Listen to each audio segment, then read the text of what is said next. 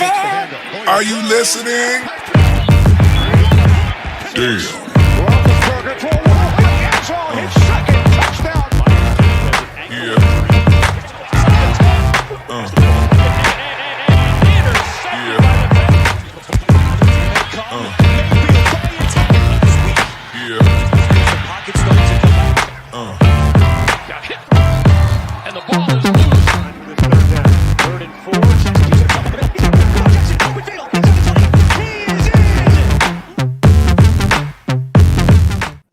Welcome to another edition of the AFC North Talk, presented by True Classic. True Classic, like your shirt came on with True Classic. Thank you all for being here. I know the DMs were open. I know a lot of you hit me up on my DMs. I'm sure you hit some of the guys' DMs, the AFC North DM, where we were. I will say this. As a collective unit, we said we're not going to do the show because of Damar. Ace was the one that brought it up. We agree with what Ace said to us. Today's super chat, by the way, will all be donated to his fund. And as a collective, I'll say we all have it in our prayers. I'm glad to hear he's doing better. I'm glad to see, well, I'm not to see, but to listen that everything is encouraging that he is going to go back to previous of that hit. Yeah. I also personally have been praying for T. Higgins because I know it's hard for him and the people that have been attacking T. Higgins, for me, it's just weird, right? But if you pray for one, try to pray for the other because it just messes with your psyche, right? It's difficult. Yeah. Saying all that, for me specifically, obviously, I found out. I woke up, I checked the game, and it says suspended. I'm like, oh, maybe some weather event, right?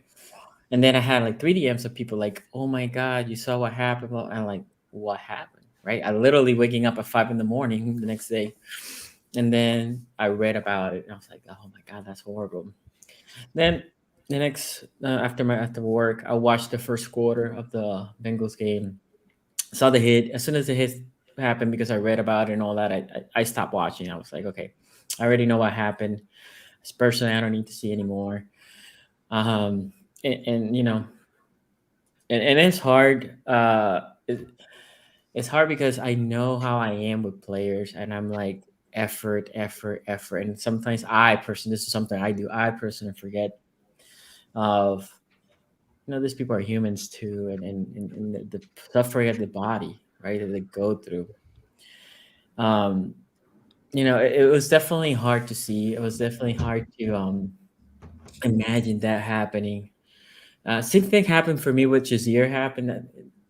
Funny story when Jazeer happened. Um, I admire Shazier a lot. Obviously, we have Mosley, and they were like both in the same class. And I love Shazier because Shazier was so much faster than Mosley. Um, and it's always hard when something like that happened. And I know we all. I'm not gonna lie. I also thought about the case like, oh my God, all the implication, what's gonna happen. But then, right, because we're humans, if we think about stuff like that, then I took a step back. I'm like, okay, that at this point doesn't matter. The more important thing is how's Lamar doing. And I'm happy that he's doing better, that he's recovering well. That all the signs is that he's gonna go back to pre-hit, which is the main thing. Anybody want to say some words about it?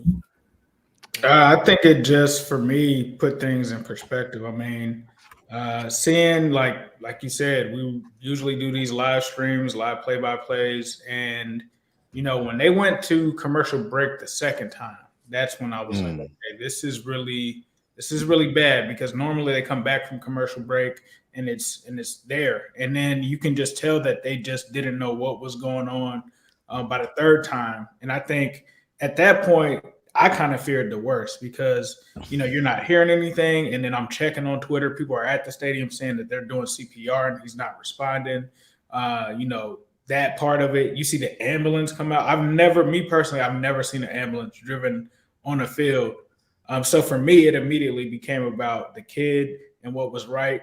And honestly, I did see the people warming up, and I was like, they're not gonna play right now. There's no way that you can continue this game, especially with what was going on. And so I just wanted to give kudos to Zach Taylor and McDermott for handling that situation the right way, because, the right thing was to stop the game right then and there and figure out how that kid was doing. And that's where my mind immediately went to is, all right, I know he's going to UC. Are we going to get updates? And it was definitely a tough pill to swallow because, like, clinically, he died on the field and they were able to bring him back later on. So it was a scary moment, I think, for the NFL.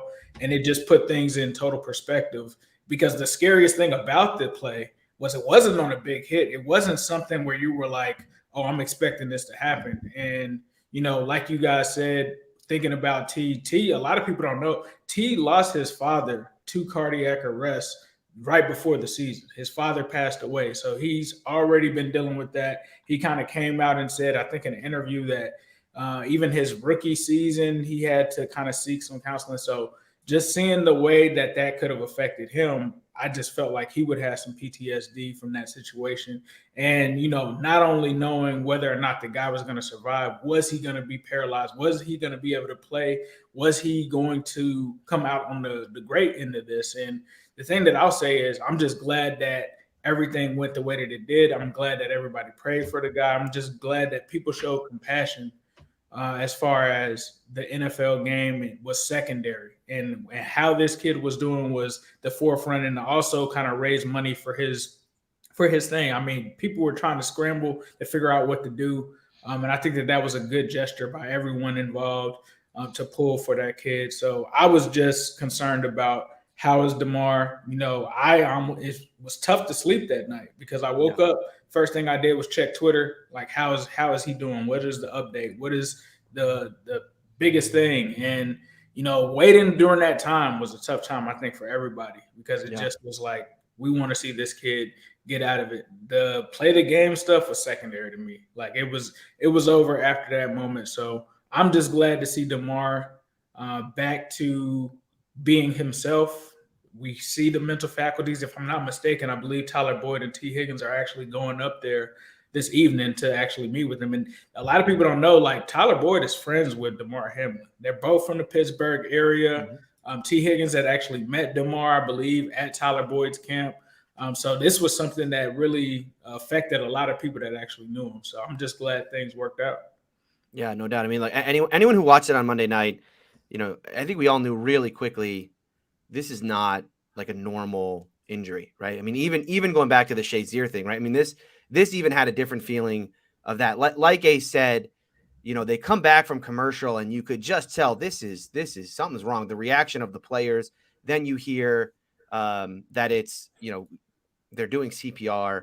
Like Ace, I think your mind takes you to the darkest place. And so it has really been, it's been so good that basically every update we've gotten from that moment has been positive, even within the moment. I mean, there was even that moment when they announced that they were waiting. The ambulance was waiting for the parents to come down. Right. I mean, even I think that was okay. It just can't be that dire. I mean, if the ambulance is willing to wait, for the parents to come down, that's at least a better sign than we would have thought, the 10 minutes prior to that as he was being taken off. And so I think, prayers to Damar, but it's really wonderful that everything we've gotten is positive updates from there. It's it sounds like he had the breathing tube removed today. He's able to communicate again. He's talking now. I mean, that was a really, really scary moment. It was, like you guys said, it put everything into a different perspective. I mean, this was, all the implications and everything went out the window. It was like, this all that matters right now is the health of this kid. And Ace, you hit on it, the fact that Zach Taylor, McDermott and everybody came together in that moment and understood, like, we can't keep going with this game. All that matters right now is to the health of this kid. I can't say enough about all the medical personnel with, in the moment. It's really good that this kid is looks like he's going to make a full recovery now. Yeah, I think it's important too. We remember this isn't just over with the second he's able to leave the hospital. He's still in critical condition. So, still keep praying for him. Yeah. But also that this is an ongoing situation where, I mean, like best case scenario, his career is over. I mean, that is absolute best case scenario. He gets to live a normal life, but not be a football player anymore. But that is his career path. So there's still a lot of recovery down the road for him, just physically, mentally. I mean, that has to be a traumatic experience. Like I've never had anything like that come down with me. I couldn't imagine what it's like playing a game you played 1,000 times before. I can't imagine what that's like for their teammates. And I know sometimes we get emotional when we talk about players or the results of games or the result of plays. And we tend to call these guys, we tend to call them names or cowards or anything. And I think there is not a single coward suiting up for a football game after that. That is terrifying. I was scared to go to the gym. Like, just regular old me was scared to go to the gym because I'm like, what if the bar falls and it hits my chest? There is no protecting yourself from something like that. And it's a dangerous game that people play for our enjoyment and also for their short-term like enrichment. But ultimately, it's dangerous. This thing is very dangerous, and we lose sight of that over time. We understand that, hey, an ACL injury stinks, but sometimes we don't have that same foresight for something that's a bit more serious like this. I hope Damar can make a full recovery. I hope he can have a full life and everything that he wants out of this. But I just want to put out there that, if you care about him, you care about this situation, don't let the praying stop when the obvious good news is out. It's a continual thing. You know what I mean? To give credit to the Steelers, right?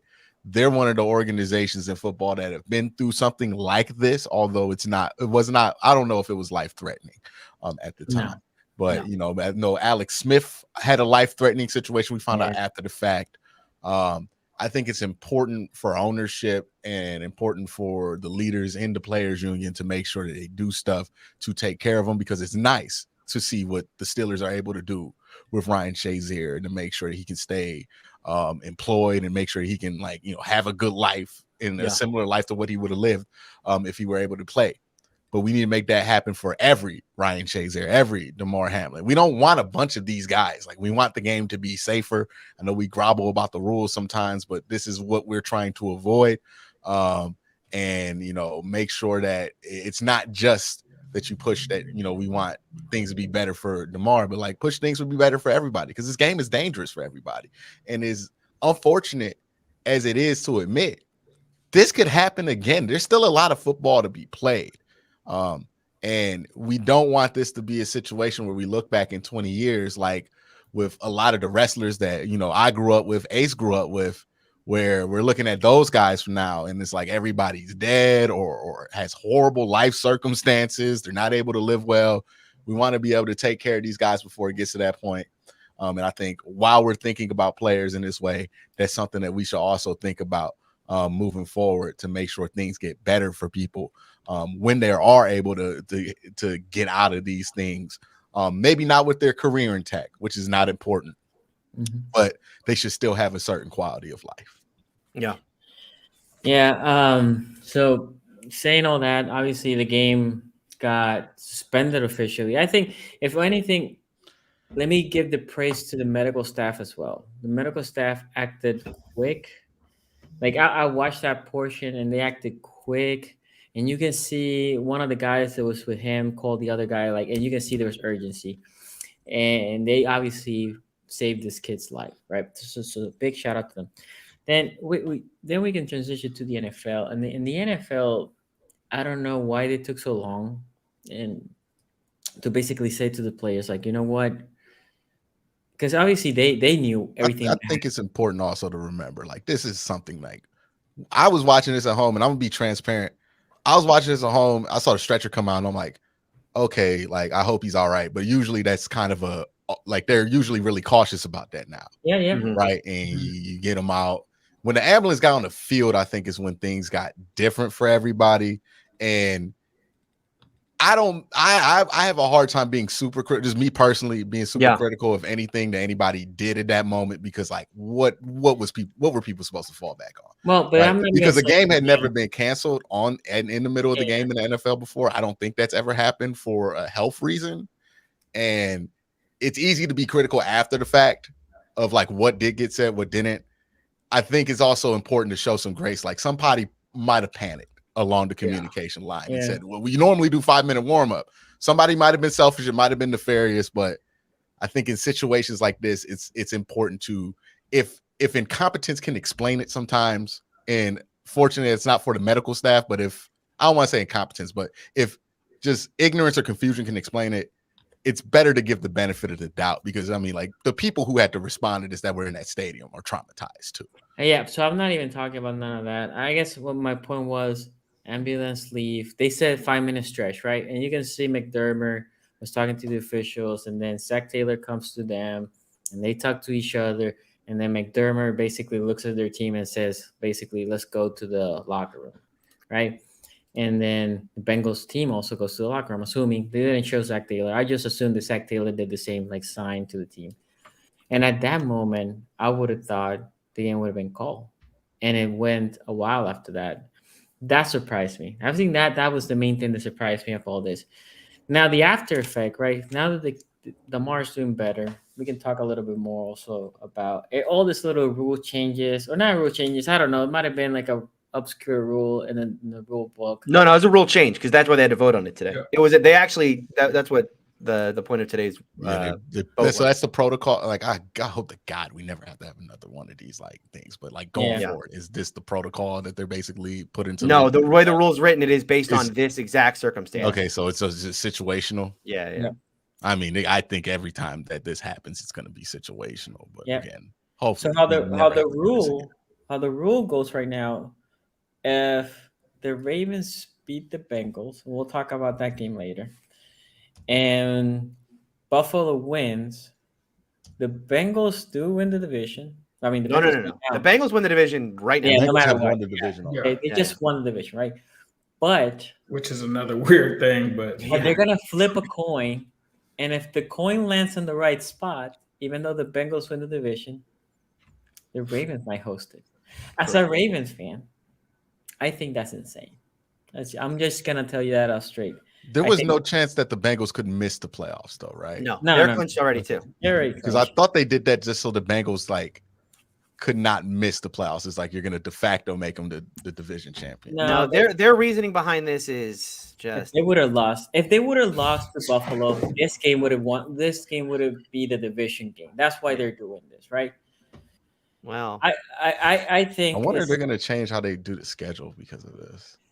No, the schedule came out week 18. We still get the hardest schedule. So basically, we would still get a worse draft pick, the hardest schedule, and if they lose to Baltimore, like we don't get any of the benefits but we get all of the negatives. Yeah, because you won the division, right? Which again is why I think. Saying you get the T-shirts, the hats, the banner, the harder schedule, but you don't actually get the one benefit you get. You don't get that. I mean, again, it's insane. I just think it's crazy. You get the top left corner though. You do. Yeah, you did get the top left. So the thing that was outrageous about this, and me and Tony talked about it, was I feel like Bengals fans simply wanted, even if you take away the shot at the number 1 seed, that's fine.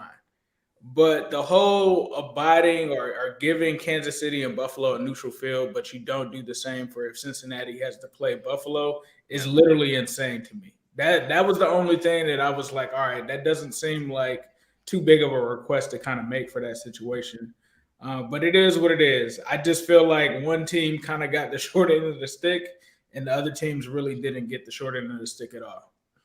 Yeah. Well, I think Buffalo has a case to make that they – considering, I mean, I get what you're saying. Like, I agree with you. If Buffalo and Cincinnati play, they should play in a neutral field. You know what I mean? Like, this is ridiculous. The whole like that thing that they put out yesterday, the NFL put out. The top section to me, at least it had like an ideological through line, which is we're treating this game as if it were not only never played but never scheduled. So we're not going to like figure out the outcome of that game could have been. We're just going to say it never got played. So if you're within a half game, that's when it matters.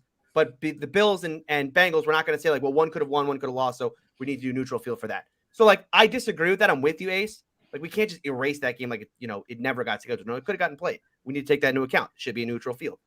But to me, the crazy part is like what Sonny was saying. When you add in the whole like coin flip thing of, we're gonna do this whole Bengals Ravens thing of if the Ravens win, now it comes to a coin flip to decide home field. Okay, well, the only way it would have mattered is if the Bengals lost, right? So if you're taking into account now that, well, the Bengals could have lost. If I'm a Bills fan, I'm sitting there saying, well, wait, hold on, time out. If the Bengals lost, that means the Bills won. Can we not have a coin flip for home field too?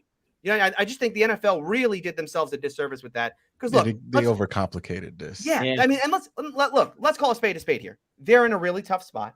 This is unprecedented, and there was nothing they were going to do that was going to make every fan base feel like this is this is like 100% fair for everybody. You couldn't make it 100% fair, right?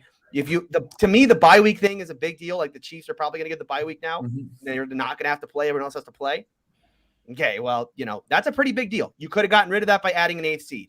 But if you're going to add an 8th seed in the AFC, I mean, that opens up this whole can of worms. Yes, you got to add one to the NFC. I mean, then the Eagles are like, wait, what?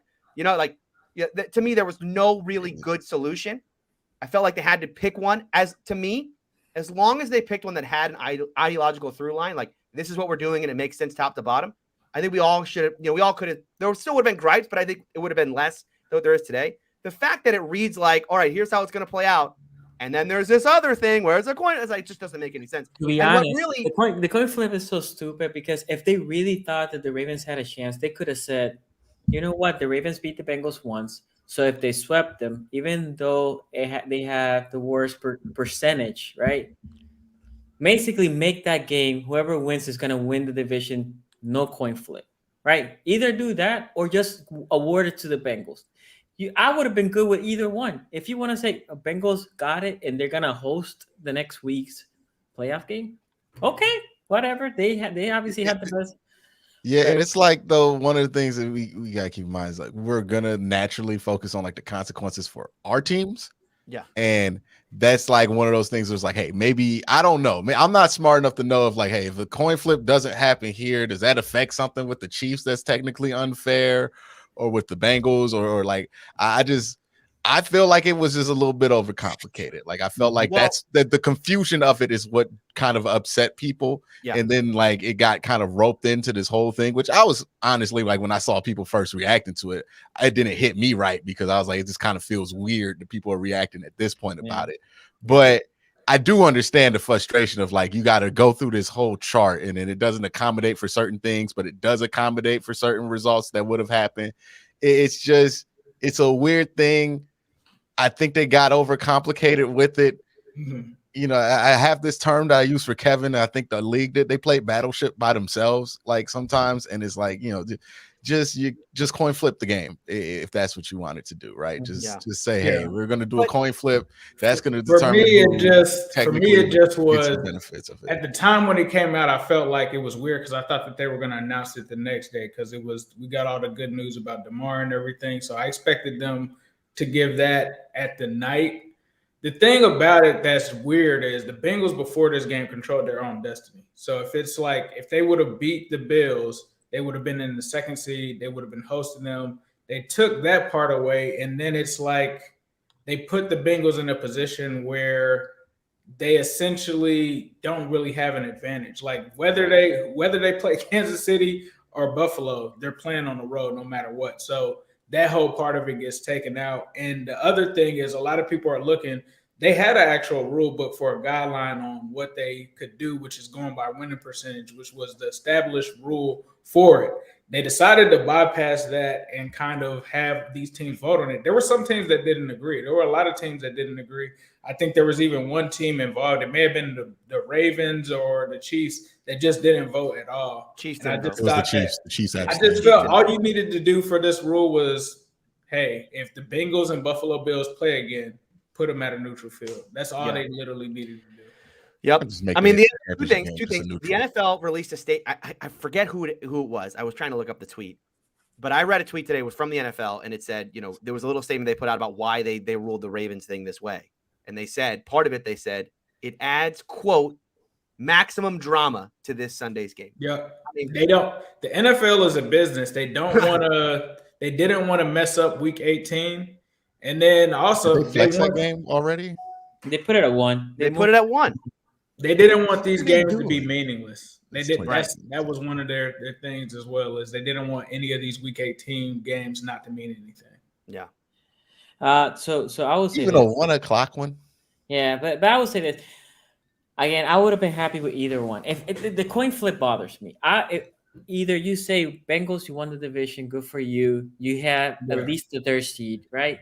Or if you really want, that's just, again, the coin flip bothers me so much because I would have been okay. Bengals, you won you won the division. You had the better win percentage. I personally, Ravens fans, I would have been fine. Immediately after the game. Or I would have been fine if they said, actually, I would prefer the first one. But if they really thought that this game they didn't want it to matter, they could have said, like, based on the circumstance, since the Ravens beat them once, if the Ravens beat them again, they win the division, right? But don't make the Bengals like, I think it's so stupid that the Bengals, and I can't believe I'm defending Bengals, but hear me out. They 1 and 2 seed, and then the Bengals can win the third seed, but then the coin flip can bounce the Ravens win. So the Ravens host that game, and even if they beat us, let's say they it's beat basically us, like we have the 5th seed. We go from being able at one point to get the first seed or being locked in at the 2nd seed to now it's possible you're a 5th seed. No, if you read it, I mean, Joe Goodberry had a good point on this. He tweeted out, he said, look, you can read this in a way where it's basically what the NFL did is they awarded both Buffalo and Cincinnati a loss for that game. That's essentially how it reads. Because Buffalo now does not control its own destiny for home field advantage anymore, right? Which is essentially what a loss would have done to them. Yeah. And the Bengals no longer now just win the AFC North, or they have to win this game to win the AFC. Or the only benefit they don't to get a home game because they do win they get all the benefits of the AFC North without the actual benefit. The only benefit right now that the Bengals you get to put up another banner and Palmer. I mean, the only benefit the Bengals can have as a third seed is back to back. If Buffalo loses, right, and that whoever they play, then they can host Jacksonville or whoever the 5th seed is, right? That's the only way. If the coin flip goes the other way for them, if they happen to lose next week and the coin flip goes bad, it's the only benefit. But that is like percentage wise, that's so. Again, I have problems with the rule. But let's move on because we're just gonna spend a whole lot of time here. Obviously, we didn't. Back anyways. Yeah. Super chats will bring it here. But anyway, preview. We did not do the preview. We already addressed why. So what we're gonna do? We didn't do the review. We're gonna do preview today. We didn't do the review. Yeah. What we're gonna say is obviously the Bengals Buffalo game. There's not much to review, but we're gonna get Q so he can review the game. And if we have any comments, we can go. And then me and Tony will review the Steelers Ravens game, and then we'll move to preview. So Q, saying that, I watched this game. That was my game. I had that game live at 1 o'clock or 6 p.m. over here. That first half was ugly. Like there was no momentum, but there was Carson Wentz, the MVP of this game. And then the second half happened. And Deshaun Watson, you can like even his demeanor, I feel like it changed. Like he looked more comfortable and all that. What you saw? What was that difference? What was that flip of the switch in that second half? Yeah, he just came out slow. You know what I mean? Like he just came out a little late. His feet didn't look super crisp. It just kind of looked like he was off in that first half. And nothing was really going offensively. Defensively, they held up pretty well. I mean, like it's Carson Wentz. You know what I mean? Like, so that was also something that helped them. Also, I think in the first half that they were doing a better job, the Commanders, of getting to the quarterback. Jonathan Allen went out in that game in the first half. So I think that also impacted his ability because the pockets were just cleaner in the second half.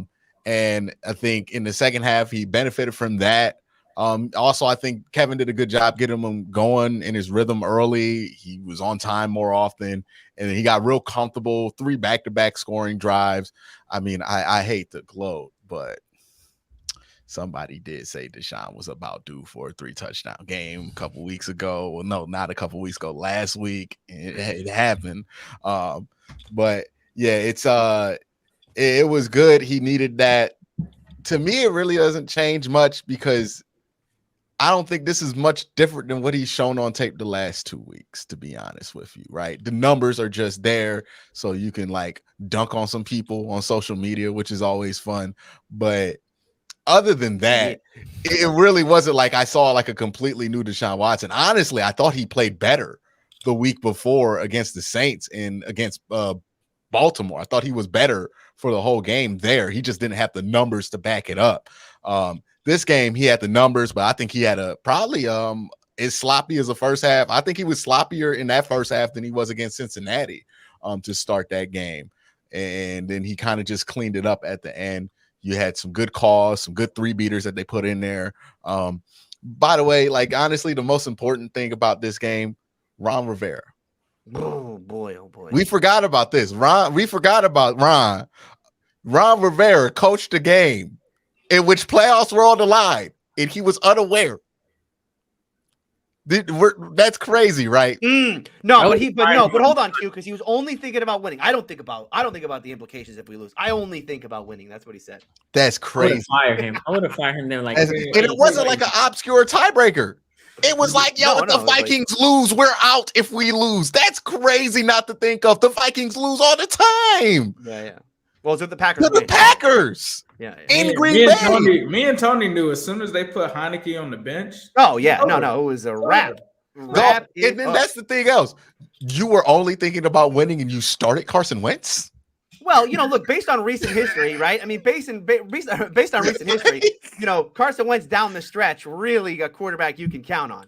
I think we have fond memories. If you're the other team, or you're like, if you're Green Bay, he is the quarterback you could depend on. If you're Pittsburgh that one year, he is the quarterback you could depend on.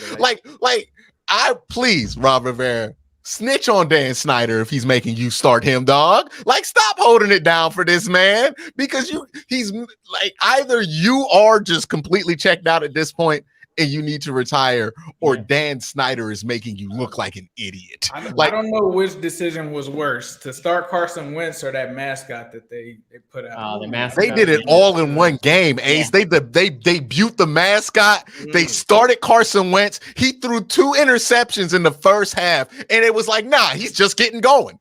What? They got to rebrand again, I think. They got to rebrand the entire org again. Like, it's they gotta move the team, dog. Yeah, they gotta just move it out of, like, just make it wherever Amazon is headquartered. Like, at this point, like, you can't do worse than what they got going there, dog. Like, when a Browns fan is looking at you like, man, y'all live foul. That's crazy. That is absolutely insane.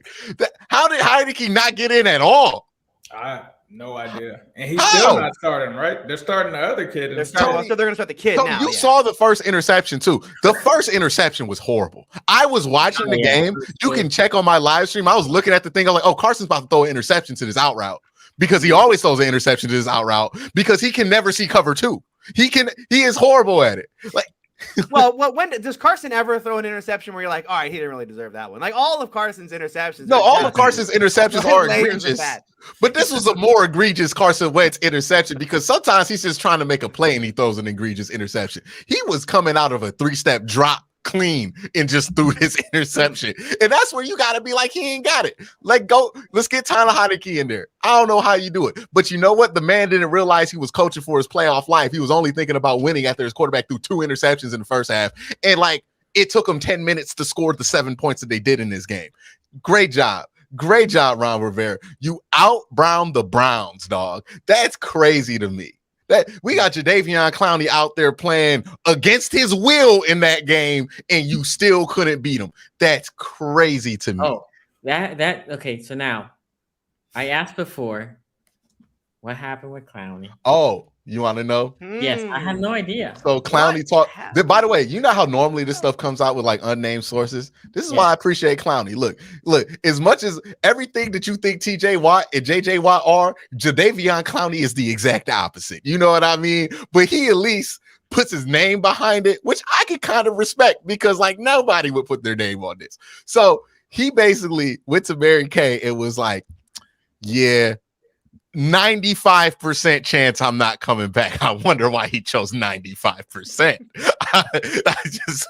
just a peculiar number to end up on. You know what I mean?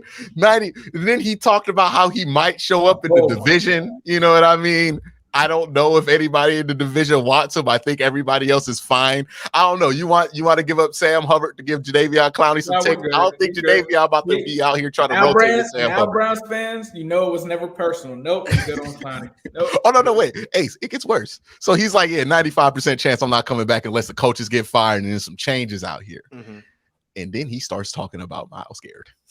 Okay. What did he say about Myles? Because we're talking about, because I'm thinking like, okay, maybe he doesn't like the positions he's been put in. He's like, look, man, first of all, they keep trying to move me around, which is why you want Clowney, right? Inside, outside versatility. They keep trying to move me around. I'm old. I've made my money. This is a direct quote. I'm old. I've made my money. I'm staying on the edge. That's quote number one. Okay. Quote number two. They keep trying to get Myles on these single teams, and I don't understand it. It's like they're trying to send him to the Hall of Fame, and that's what the defense is designed for, and there's other guys. No, there's Myles Garrett, and then there's everybody else, big dog. Like, that's it. That's just what it is. I can't believe that Joe Woods is showing favoritism to, let me check my, one of the best edge rushers in the National Football League. Wow, that's crazy. Like, but Jadeveon Clowney, not like me and you. I could look at Myles Garrett and go, yeah, that man better than me at football. I'm pretty sure of it. That man is 100% better than me at football. Jadeveon Clowney think he's supposed to be Myles Garrett. Yes. He not Myles. That's he always the Myles. problem with him. He thinks Myles Garrett worst year his best. He thinks that he is ever since the hit. He's not even better than Khalil Mack, but he thinks that he is. Myles Garrett's worst full year. Why can't I get $20 million a year? Because you don't get that many sacks, dog. Dog, the year Myles Garrett smacked Mason Rudolph over the head would be a career year for Jadeveon Clowney. Like, that's how much better Myles. Like, that's no disrespect to Jadeveon. There's a lot of edge rushers that Myles is that much better than. But like, this is like when I don't want to put Mark Andrews under the bus because that man's been through enough. But you know what I mean? Like this feels like this feels. You know what this is? I'll be fair. This is like if I'm like, yo, David Njoku, same level as Travis Kelce. Like that. That's basically the delusion. David Njoku, good tight end. Country is Myles Garrett. Nah. Myles Garrett played 10 football games one season and had 10 sacks. Jadeveon Clowney been in the league almost 10 years. He hasn't had 10 sacks once. Correct. That's crazy. That's crazy, dog. Like, Myles Garrett might have more sacks in his first 2 years playing. Well, no, 3 years. I feel like Myles Garrett already has more sacks in Jadeveon Clowney's career. He came into the league 4 years after him. Like, that's it's just different, bro. It's just different. He had more sacks than Jadeveon after year 3. I mean, it's easy. That's crazy. I was gonna say that as like a joke, but I was like, let me be fair. I'm pretty sure Jadeveon has more sacks than that. But like after year 3, he passed his career number. I mean, he's at okay. So Jadeveon's at 43 right now.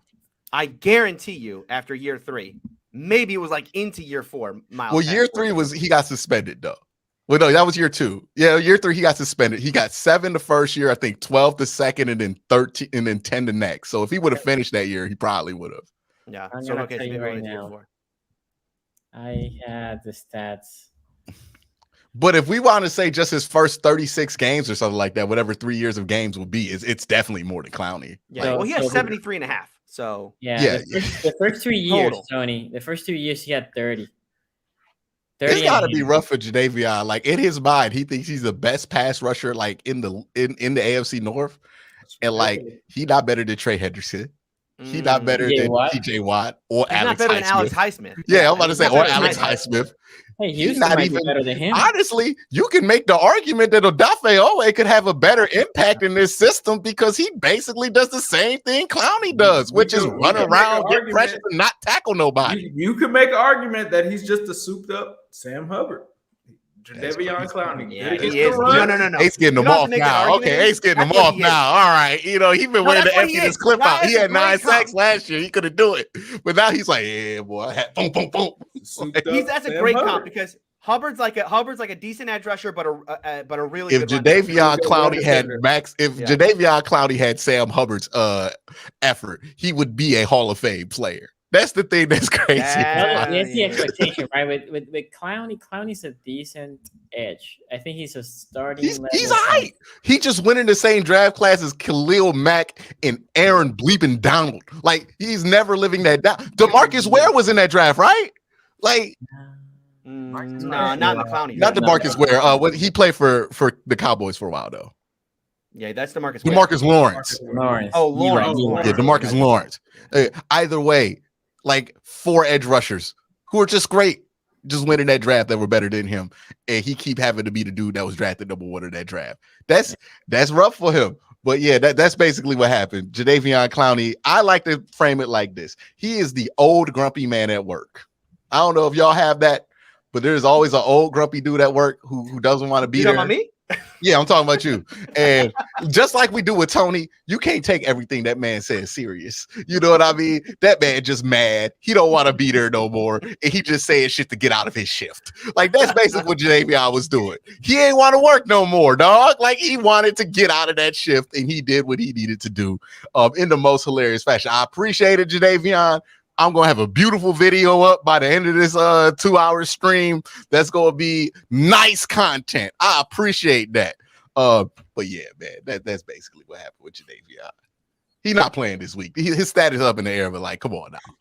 No, they sent him home. He's done. Yeah, And by the way, I appreciate this because like somebody always loses their job after we play Pittsburgh. Jadeveon Clowney got ahead of the curve, baby. He said, I'm gonna just get rid of I'm not even why if I'm gonna get fired after this game, why would I play it? You know what I mean? I might as well not. I appreciate that. You know, that is a man thinking above and ahead. He was like, how is David Carr getting paid and not playing? I should do that, but let me make the decision for them. Well, it's not just David Carr. Who else got benched that like that they were like, oh Matt Ryan got benched. Matt Ryan, Marcus Mariota. He like, it's free money out here. Yeah, let me take a break from the team real quick. You know what I mean? Like a voluntary break. Let's all right, you want to get some super chats? Anime Tree again. All the super. We appreciate everybody who wrote in today with super chats. We are going to be donating everything you sent in is going to go right to Damar Hamlin and that toy fund that he has on GoFundMe. So appreciate all the super chats today. Just like this one from Anime Tree with a $5 super chat. It says waiting on the NFL to somehow find a way to eliminate Joe Thomas from the Hall because they hate Cleveland. They love Joe Thomas stuff. Wow. So they won't bring him in. Father Dismas here, $5 super chat says life is precious. Don't take it or your loved ones for granted. Absolutely great super chat. Mr. Whisper, $2 super chat says Hamlin's GoFundMe passed $8 million. A lot of love. That was I think was one of the nice things to see that night is how quickly it went from like I think it started at like $7,500 and it was it quickly got to over $1 million, $2 million I think even by the next morning. Silent Wolf here, $5 super chat. I think that's prayer emojis.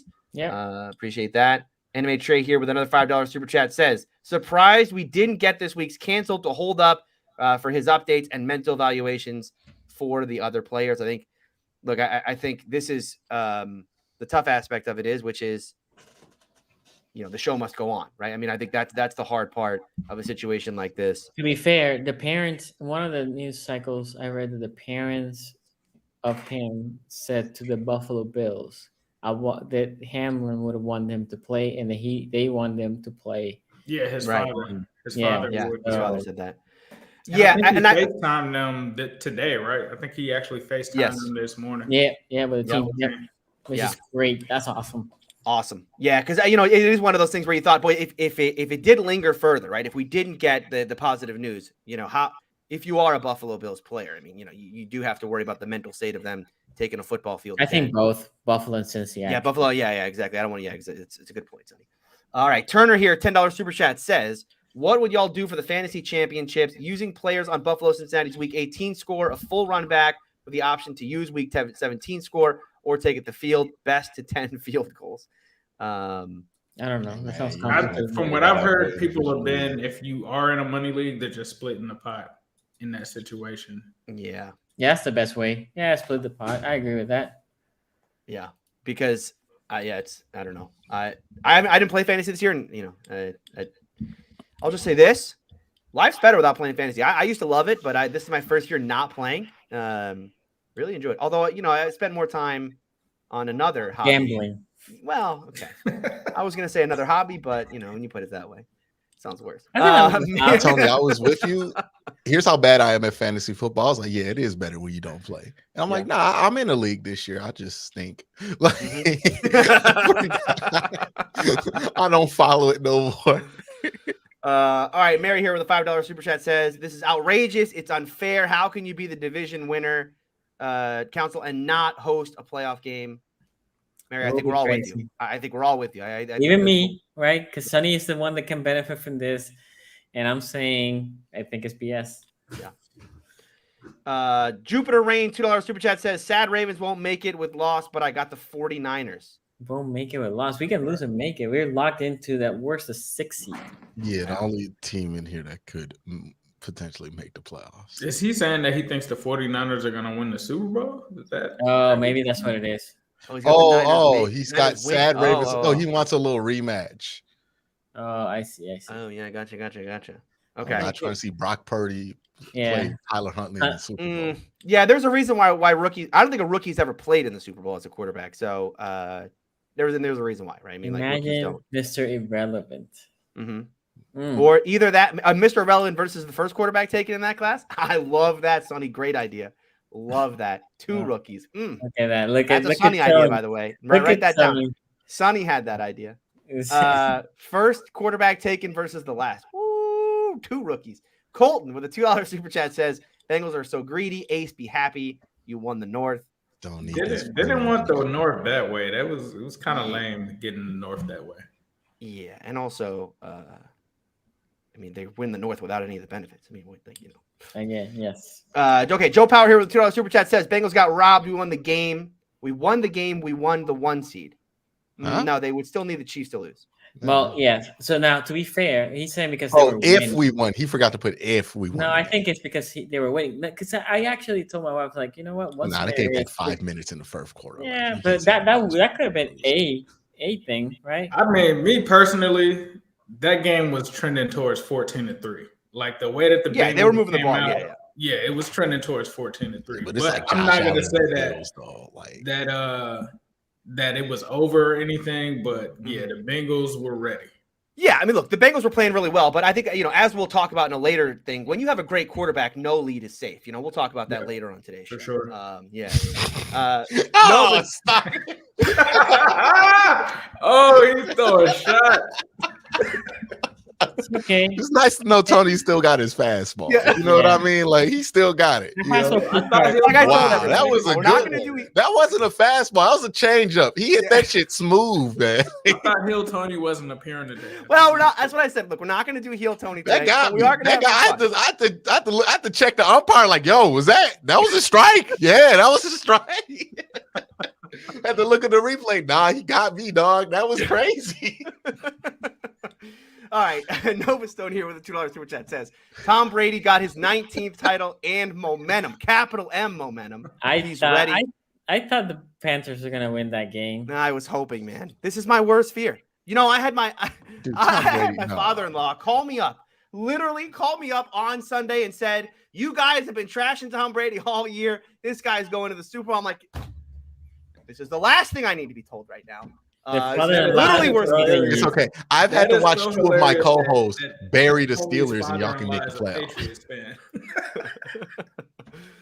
All right. Terrell Williams here, $10 super chat says, "I felt the Bills should have showed their appreciation to the city and Zach for how they handled the situation by agreeing to forfeit and give the Bengals a 2 seed and a chance for the 1 seed." I don't know about that. I mean, it wasn't in the Bills' hands. I don't think the Bills didn't care about anything but Damar. Yeah, but let's not make this a Bills versus Bengals thing. Right. Let's not. It was nice seeing everybody be like, "Hey, let's not." Thor Claw with a $10 Canadian super chat here says, with the no contest rules, the outcome of the Baltimore-Cincinnati game this weekend would have been irrelevant. The deviation from winning percentage to the division increases the stakes on Sunday. I know. Look, that's what the NFL said. They wanted to increase the drama. But it just feels wrong that's using this situation in such a way to increase the drama. It's fake drama. It's fake drama. Yeah, exactly. We'll talk about it later, but it's fake drama. Go ahead, Eric. What they should have done was instead of making that a play-in game, they could have kept it the same and then just made Brown Steelers a play-in game. Restore. Give us a chance to. That would have if the Browns make the playoffs, it's fair for everybody, right? I think anytime. Yeah, sure. I'm sure you want Watson there this year. I mean, hey, look, you got to put the games on national TV. I don't mind. I'll find a way to watch them. Eric here with the best super chat we've had so far. It's $5. Naji must watch AFC North talk. He was playing like he heard Sonny talk about it. Sonny can't be out here talking about players like negatively anymore, because every time they have like career renaissances, like T Higgins became, was it Tyler Boyd or T Higgins? No, it was T. They said they should trade T. Yeah. Oh yeah, you said trade. Yeah, it was T Higgins. To be fair, all I said about T Higgins has been like a top 10 receiver ever since you did that. So man, Naji Harris has been breaking more tackles than Nick Chubb, dog. Like that's what's been happening. You are the jinxer. No, you're retired. I like this. You can have no Allen Robinson. If you start hating Allen Robinson, he gonna have 15. Hate on Allen Robinson with the Browns sign him, please. Oh, I wanted the Browns to sign Allen Robinson just because I wanted to see you shift. I'm gonna stock buyback that take. You know what I mean? Like, I'm gonna short that take. Our Alvy here with a $5 super chat says, shout out to Damar's dad and Josh Allen making it a point to tell the trolls to stop blaming T. I agree. That was a very, just wrong of people on social media. Yeah. I mean, that was terrible. Professor Chaos here, $5 super chat says, what's your opinion on playing spoiler to the Steelers? Q, I imagine this is for you. I'm for it. I hate them. To be fair, and we'll talk about this game later again. Sonny, what's your opinion on playing spoilers to the Steelers? Steelers fans, if we beat you, get ready to type it. This your Super Bowl? Yeah, it is. I ain't got nothing else to play for. This is literally our Super Bowl this week. Okay. Like, we got nothing else. What are we? We are literally ineligible for the Super Bowl. So if we win this game, yes. Is this your Super Bowl? Yeah. No, I listen. I've talked about this on multiple podcasts. I want another Steelers show. I talked about it on my show. Look, any objective person would tell you that regardless of the outcome of Sunday's game, the Steelers season has been a success. I mean, to go 8-9, considering where they were at the bye week, right? The improvements they made offensively, running game, offensive line, Kenny, all of that. It's a successful season regardless. It's one you can feel good about. But I'll feel good about it. Exactly. I mean, you feel like the trajectory is arrow pointing up, as Tomlin loves to say. You're not going to be miserable, But if let's say the Bills do beat the Patriots, the Jets do beat the Dolphins, meaning the Steelers are now in a win and in situation, and the Browns beat the Steelers in Pittsburgh. Is this a disappointment of a year? Objectively speaking, you would say no, it can't be. Even because you just shouldn't have been. I mean, like, this is a crazy that you're going to continue. You're going to make the playoffs again this way. I can't get out of my head. Like that would be a disappointment. This would be a very, very disappointing season if that's how it is. Even though objectively speaking, I know it's not. If Matt Canada loses this game in an embarrassing way, is that enough to fire him? I mean, I would fire him no matter what. But I mean, the man, we'll talk about some of his play calls because Kenny did a lot of what he did on Sunday in spite of Mr. Canada. See, look, I feel like me and you are going to be watching when the Steelers have the ball on offense, nervous for two different reasons. Because I'm like, please, Joe Woods, don't give him a reason to keep you. I want this to be a shootout.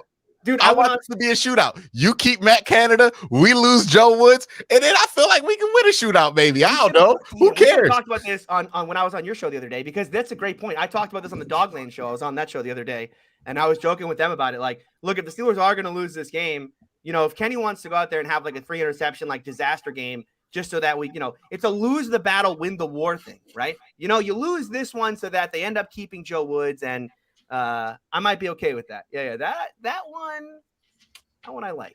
I feel like the only thing that can get Joe Woods fired is like if the secondary blows a bunch of coverages, but like we win because Myles Garrett has like 10 sacks or something like that. Yeah.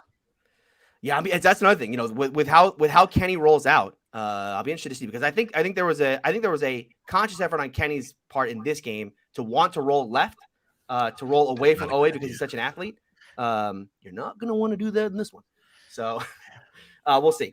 Victor Pate here, $5 super chat says, Ace, I think our Bengals play way harder when they feel slighted or feel created. I don't know what cheated. Yeah, I agree. This is a team that definitely runs off of that. And here's another thing to fuel them. They be listening to Rod Wave in that locker room. If there's a fan base that knows how to do it. All right, Turner W said with a $2 super Baker chat says, Mayfield would fit right in, dog. Y'all need to get Brandon Allen, put Baker Mayfield on there. You know what I mean? Ain't nobody chip on his shoulder guy like him. Hey, you know what I mean? Culture. Is that like a can't beat him, join him type situation? Yeah, that's what I'm saying. At this point, doesn't matter where Baker Mayfield goes. Wait. Baker didn't play in that game that the Bengals played the Panthers, right? No, he played in the second half and balled. Well, he did. That's right. Oh, that's right. Remember, that's you were right. tweeting, what if Baker would have played the full that's quarter? right. Maybe they only lose by 7. Baker would have played the whole game. That was a fun week. God, we had some good times. Baker Mayfield has provided a lot of like fun dubs for people this year. That's what I will give him. The quarterback play has been mediocre, but like, hey, the dubs have been tremendous that he's given out or had this year. You know what I mean? So good on Baker. Turner here, $2 super chat says, FYI, January Joe is back, baby. Joe Flacco playing for the Jets? Yes, Joe Flacco back for the Jets. Need him. Big game from Mr. Flacco. It's incredible they're still in the playoff talk, and they've like rotated those 3 quarterbacks. No, they're not. The Jets are out. Okay, I was about to say they've rotated those quarterbacks out like a million times. Yeah. All right, 11 Blue here, $5 super chat says, I was prepared to get hosed by the NFL. I didn't think they'd make up new rules to make it even worse, though. Rough. Heart to 3 to Damar. Bruce Gaines, $2 super chat says, Tony is a hater. Welcome to the show. First time, I guess. Look, this show doesn't. This is 2010 like first take cold pizza, and Tony is Skip Bayless in this situation. You know what I mean? He's the hater that gets it all going. You know what I mean? Yeah. Without this show, without Tony in here, it's just 3 people agreeing with each other for the most part, having moderate opinions. And then Tony comes in and says, "You know what? Kenny Pickett might be one of the greatest quarterbacks of all time." Okay, Tony. No, what I said was when you have a great quarterback, if you're going up against a great quarterback, no lead is safe. I mean, it's 8 doing what 8 does, huh? Yeah, I mean, listen, I mean, quite literally, back to back. The real number 8 in the division might be the only number 8 in the division. Yeah. Well, the best number 8 right now. All right, let's pay some bills. We'll talk to you, friends, about our friends over at True Classic. Men have been plagued with bad style for far too long. Department store tees are just not designed to make you look good. They cut corners to give you $5 shirts without quality fabric, and the premium brands that do provide a good fit mark up the price an insane amount, costing you as much as $60 per tee. Our sponsor, True Classic, is here to save the day, literally. Save big and upgrade your style. For a limited time only, get 25% off True Classic with our exclusive link at trueclassic.com/AFC North Talk. Sonny, yeah, there you go. You got it up. There are some men who just always look good in t-shirts. Most companies make shirts for those guys and forget about everyone else with a normal body. True Classic designed tees to make all the fellas out there feel confident in their clothing. Abs, flabs, dad bod, or past the dad bod. With True Classic tees, you'll get the best fit. We've seen you wear your ratty t-shirts for years. Little pit stains, micro holes, faded colors. Check this one out. Talking about me for a second. You can find softer comfort and better looks in so many different colors over at True Classic. True Classic tees taper off towards the bottom, but they fit tighter around the chest and shoulders. This is a desirable look that can only be achieved with every body type. They give you even the wide shoulder and tapered bottom look that we're all looking for, and the quality is elite. True Classic offers other menswear as well, ranging from polos to workout shirts to boxer briefs designed to cradle your boys and eliminate discomfort. They make it super easy to build out your wardrobe with premium quality. If you purchase a 6-pack or even a 3-pack, the price per shirt is far more reasonable than any of those marked up premium brands you'll find floating around. And for my listeners who are well endowed, they have long options for the tall guys and up to 3XL. True Classic also has a 100% risk-free guarantee with a 30-day review policy. The response to these tees is overwhelmingly positive with over 70,000 5-star reviews. They gave us a sample as well. The t-shirts are quality. You can't go wrong here. So get 25% off True Classic with our exclusive link, trueclassic.com/AFC North Talk. Also, big shout out to our super patrons, Adam Holland, Dam Zulu. Shout out to all our patrons, but specifically Adam Holland, Dam Zulu, for being the top tier. Thank you for the support. Thank you for everybody the support. If you want to support us more, link is down below. Also, another way to support, hit the like, comment the video, share our content. Easy way to support us as well. Okay, there's another game that we had to review. Ravens, Steelers. Versus. And this game, you can do heel Tony if you want. No. I blame Ace here. Let me start with this. Yeah, I blame Ace too. I remember what he did. Two what he reasons. did was wrong. There's he two was reasons wrong for that. And I'm gonna tell you something that none of y'all know.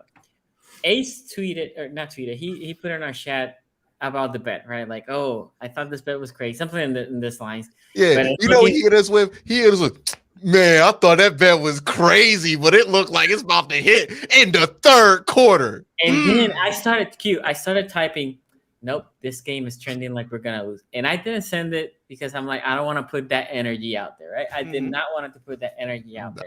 But not only that, I buy the same thing with the big booty beatdown. I bought to Q's theory, right? We beat the Steelers early this year, right? We beat the Bengals earlier this year. We beat the Browns.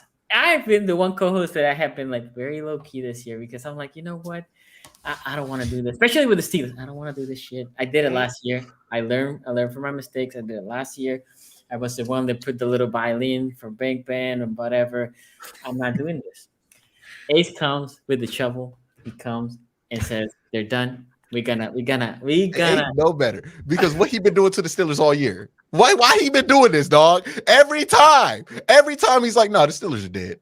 They're gonna go under 500." Every time they rise from the dead. You can't put this all on Ace. This is BS. Put it all on Ace. It's not on me. It's on Stinker. That guy showed up and he. I did the counting Ace boogie. You know what I mean?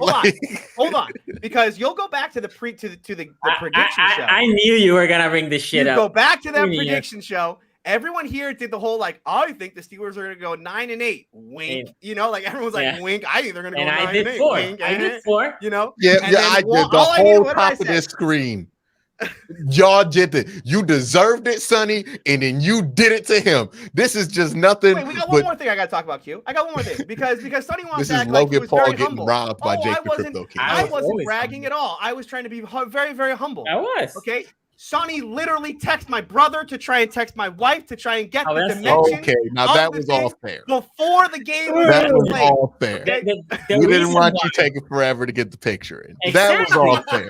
That's all it is. All I'm going to say is, how dare you? Never lost to Kenny Pickett. Don't know what that feels like. Look. Give it a couple weeks. Ace knew what he was doing because he knew he was like, oh yeah, the Steelers are dead. It's crazy. In the third quarter, dog. You knew better. I'll be honest. When he sent that in the thread, I looked at that and I smiled and I said, okay, we got a chance. I got pissed. I told my wife, literally at 10:37. Yeah, I looked at that. I was like, and again, I started typing. No, this game is trending the wrong direction, right?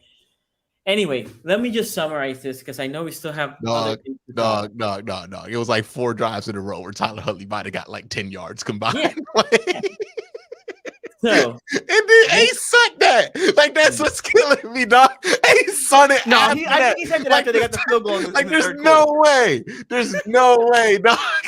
Like Tyler Huntley just went 3 and out. He's like, yeah, man. It wasn't like Tyler Huntley fumbled in the red zone and something unexpected happened. It looked like this thing was gonna get put away.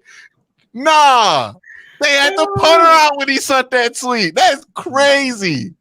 How that game ended was just chef's kiss. Now I will say this overall, right over Roquan. Other than the fact that we lost, that type of game, right? That's a game that I enjoy.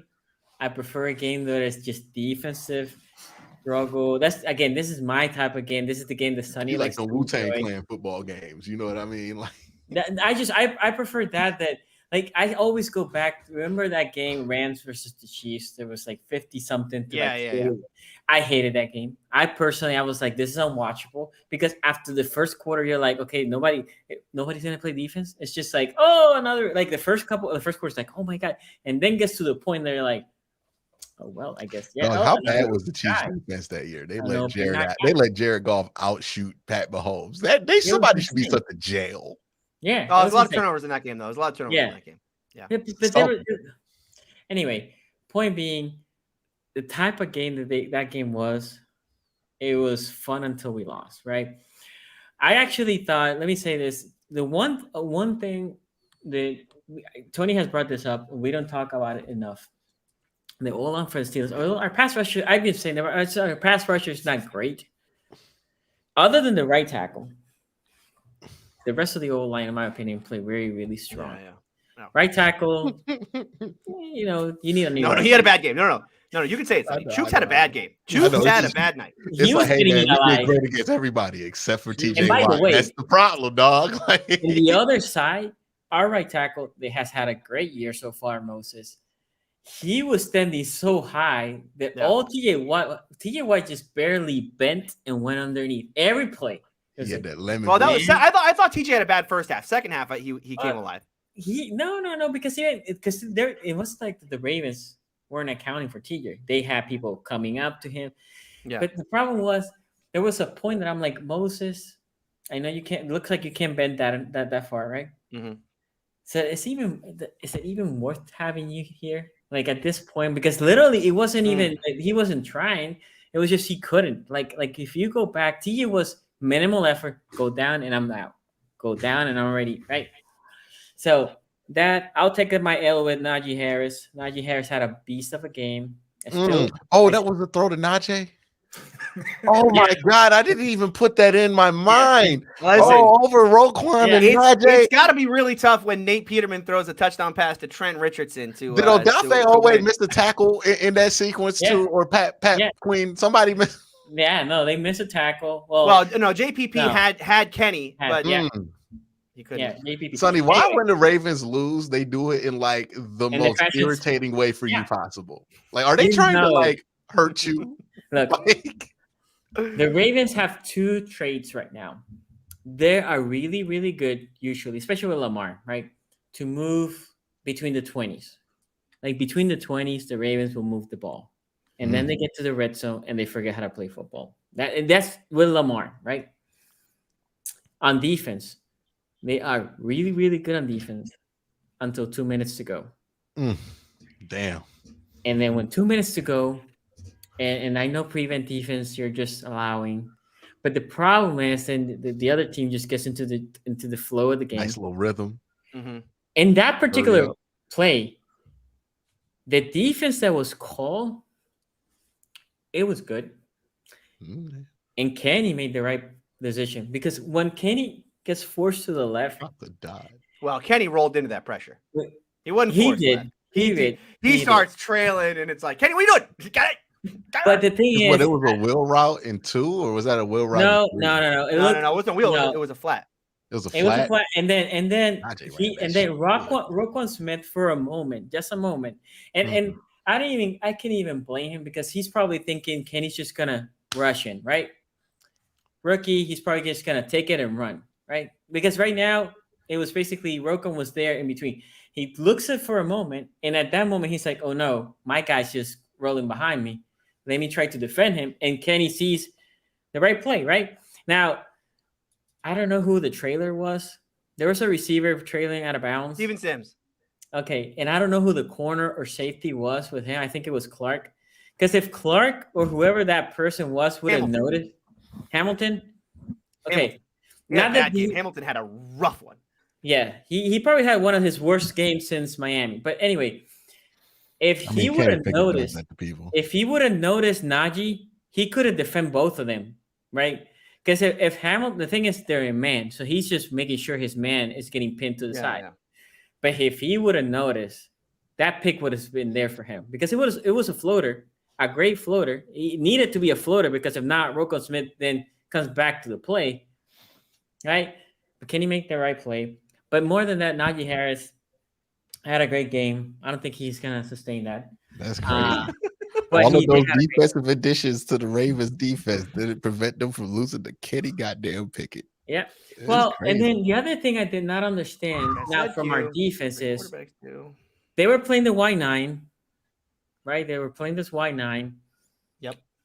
But the Y9 always allows what? Oh, yeah. You can sprint up the middle of that. Exactly. And you don't have Calais Campbell. And Atlanta ran well against us. So you will think they're rushing well, right? Like they're rushing well. Not only they're rushing throughout the game well, let's just bail on the Y9. Let's just bail on it, right? Well, they were doing a wide 9 and they had a spy on Kenny a lot of the time, which was really interesting. Okay, no, to be fair, that's what they've been doing. Yeah. Well, they were playing a lot of cover 1, yeah. With the linebackers, that's what they've been doing since Roquan's here. Basically saying, okay, we're gonna have a spy there because basically, if the play is taking a little bit longer, that spy just comes crushing to blitz, right? Yeah. So it's not only on Kenny. They've been doing this, I would say, for the past 5 weeks. Whoever the quarterback is. So, but anyway, the Steelers definitely deserved the W at the end. It was, again, fun game to watch all the way to the end. I was actually not upset because I was expecting this after Ace's messages. I expected. But did you expect it to happen in that dramatic fashion? Oh no! As soon as we did it, look. Do you want? I didn't talk about Naji Harris. I didn't talk about Naji Harris badly. But do you want me to tell you, Tony, what I know we lost? I can tell you exactly when I know we lost. Go ahead. When we returned that kick. Oh, yes. Oh, my God. Yeah, they had like a kick return to the 30 and they had to punt. At that moment, I said to my wife, shout out to her, she watched that last portion again with me. I said, we lost. She's like, you guys are winning. If we can't score there, we lost. We lost. At that moment, if you score a field goal in that, that's it. That's it. No, we're going overtime. No. But there's an added pressure, right? It's different. Well, it's different. It's different. With young Kenneth? Kenneth, does he feel pressure? Does he know what pressure is? I will go back. Also, I'm still baffled that Hamlin is a backup Pro Bowl. I still players, you should not vote. Is this what you're gonna vote for? Anyway, well, there was a Pro Bowl quarterback on the field on Sunday, but it wasn't Tyler Huntley. That's for Tony. Sure. I yield to you, bro. Oh my goodness gracious! It's. Well, Mitchell Trubisky is a former Pro Bowler, so Tony is technically right about that. I was told last week, you're so spoiled. The Steeler fans don't know how good they have it. True. You're damn right I don't, because if you would have told me a year ago, Tony, after you watched Ben Roethlisberger walk off into the sunset after beating your division rival at home in his last home game, right? And then you're going to watch him do the exact same thing in Baltimore. And 1 year later, you're going to do the exact same thing, but this time with your young rookie. I mean, you can't make these things up. Look, this was from Kenny Pickett. Every Steeler fan's having to stop themselves from this week from being like, okay, they found he's that dude, right? Because we're all okay. It wasn't a great game overall, right? Wasn't exactly like there's still a ton to work on from him. But I think every Steeler fan understands. I think even Ravens fans understand this because I have not heard a peep from Ravens fans in my dude, that Pickens catch. I forgot to mention that Pickens catch. Oh, the one over the middle. My goodness. Great throw, great catch. 2 great players. And I tweeted. Ravens could have drafted Pickens. I tweeted, Ojabo better be a gem. Ojabo better be a gem. Yeah. So, look, from Kenny, you guys remember after that game against the Ravens the first time, I was as distraught as I've ever been. Because football nihilist. Total football nihilist in that moment. Because rightly or wrongly, we grade quarterbacks on certain moments, right? Big moments, big games. I wanted to see what Kenny Pickett would do in a big game, home game against your division rival. Let's see what he would do. Didn't get to see that one. You can't overstate the moment that just happened on Sunday night for this kid. I mean, we're talking about going into Baltimore in prime time. Playoffs on the line. Great defense. One of the best defenses the Steelers are gonna have played, or Kenny's gonna have played since the bye, right? So all the improvements that we've seen offensively, let's see if it can crystallize itself into the biggest moment in the biggest rivalry you have. And then you can't overstate once again the 4 minutes to go on the clock. Steelers down by 4. Kenny Pickett, we got to go 80 yards. We need a touchdown here. It's got to come through you. To watch him go through that. And it wasn't just like he checked it down, right? This wasn't like they ran the ball down the Ravens' throat at the end. This was dimes. He made some throws. I mean, he made some actual, that one to Steven Sims was crazy. The one to Steven Sims. See, that's the one I said it on the show last week, right? When you watch Kenny, that was so gratifying to those of us who watch the All 22 every week of Kenny. And are like, man, there's something here. There's something there. If you would just make the friggin' throw. Just throw the ball, Kenny. that was like, that throw's been on tape forever in this offense, but it's just no one wants to make that throw. No one wants to try and fit tight window throws in this offense. To watch Kenny make that throw, that was so gratifying. I think what's becoming, I think we're finding out two legitimate traits from Kenny Pickett right now. Number one, this kid outside of structure, it's happening for this kid. I mean, that's where he is at his best, no doubt. I think that Sonny was tweeting it throughout the game, right? We need to get more pressure. We need to get more pressure. We need to get more pressure. Now, as I'm watching the game, I'm like, they're getting pressure on him every freaking play. What are you talking about? Kenny's running for his life every play. No, but I guess what I meant is pressure as collapsing the pocket, not let him escape. Exactly. So the problem was, like, Kenny was bringing a lot of that on himself. I think the offensive line was only charted for like 4 pressures in this game. Kenny was charted for like 9 of them, right? Kenny brings a lot of this on himself. He escapes out of clean pockets. He does it all the time. But to his credit, that is actually where he's at his best right now. If the Steelers can figure out Kenny Pickett in structure, okay, they got some. I mean, that's what Mike Tomlin has to do at this point. You got a player out of structure. The throw he makes to Freiermuth rolling to his left on that first, I think it was a first down play, where he has to hit the arm angle that ball has to go out of and hit it, go over Roquan and then into Freiermuth's hands 20 yards down the field. I mean, that's special stuff. I mean, that's not just normal out of structure type of stuff. And then, like you said, that throw to Steven Sims, I think every Steeler fan today is we're trying to stop ourselves from being like, okay, this is it. We found our quarterback next grade 15 years. I will say, like I was telling, listen, I told a lot of Steeler fans this today. A lot of Steeler fans were like, hey, Tony, you need to do heel Tony today. You got to do heel Tony. We want to see heel Tony today. Look, today's not the day for that, right? Obviously, given the circumstances. But Steeler fans, I'll tell you this. We're going to have about 15 more years of heel Tony. Don't worry about it. Don't worry about it. You make your playoffs. Heel Tony. We're back. That's right. I mean, a week from now. But we're back. We never left. We're still here. Quarterback hell, by the way. Quarterback hell. This is quarterback hell. If this is what quarterback hell feels like, guys, I quite like it a lot. As far as Najee goes, I mean, again, I same hope thing. you have a 2019 Browns year next year. My favorite thing. They go all in. That's fine, because people keep telling me this. They're like, Tony, I had a Browns fan tell me, you sound like Browns fans after 2018. Okay, I understand the reference, but it's not accurate at all, because Baker Mayfield was in the exact same situation as Kenny. I mean, literally game on the line, got to drive down, got to get points. Yeah, but Tony, Baker had like 26 touchdowns as a rookie. No. I'm saying this moment, right? I'm saying if you're trying to discount what happened in this moment. No, right? You can't discount what happened in this moment. I think he's probably going to end up being a better clutch quarterback than Baker Mayfield. Yeah. There was a baseline there that was a little bit more impressive with Baker, which was no, disagree. Which was like he did have a pretty impressive stat line for a rookie. Yeah, an impressive stat line, but he couldn't read a defense, so that was a problem for him. I mean, we know. I'm not the person that's going to tell you he was infallible.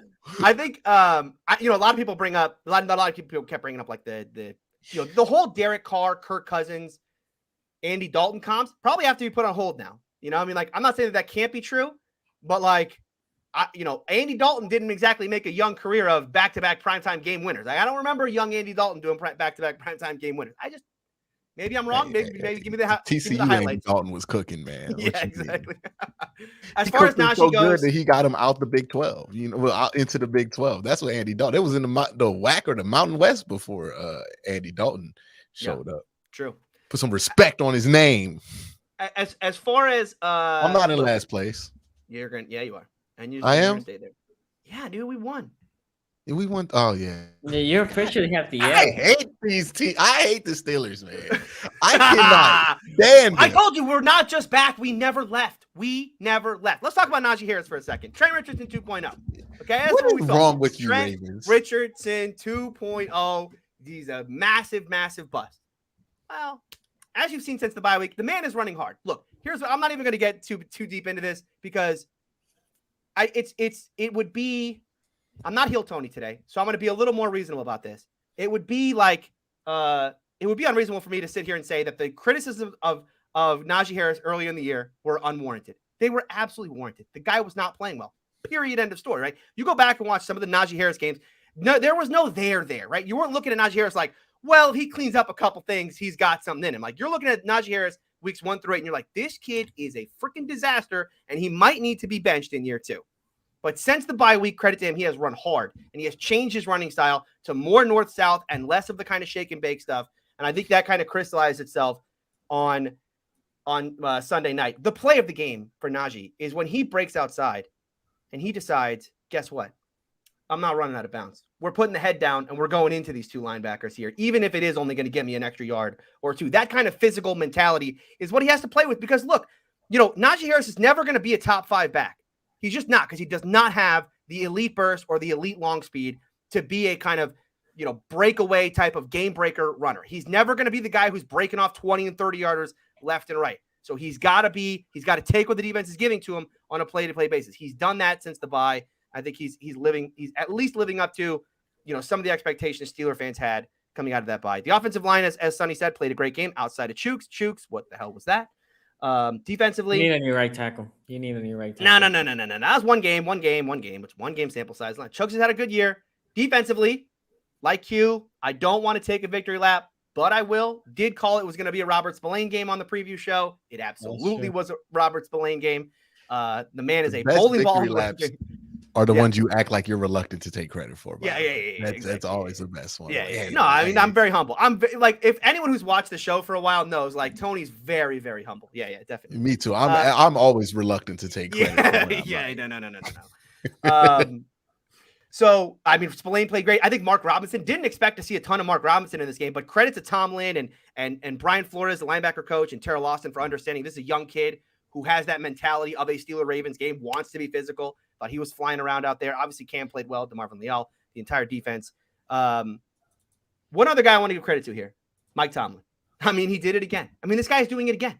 Literally, he is basically a magician now who is putting together crazier and crazier tricks every year. And every year we're like, all right, Tomlin, you're not pulling the rabbit out of this hat. It's too crazy this time. Fired. And then he goes, there it is, playoffs.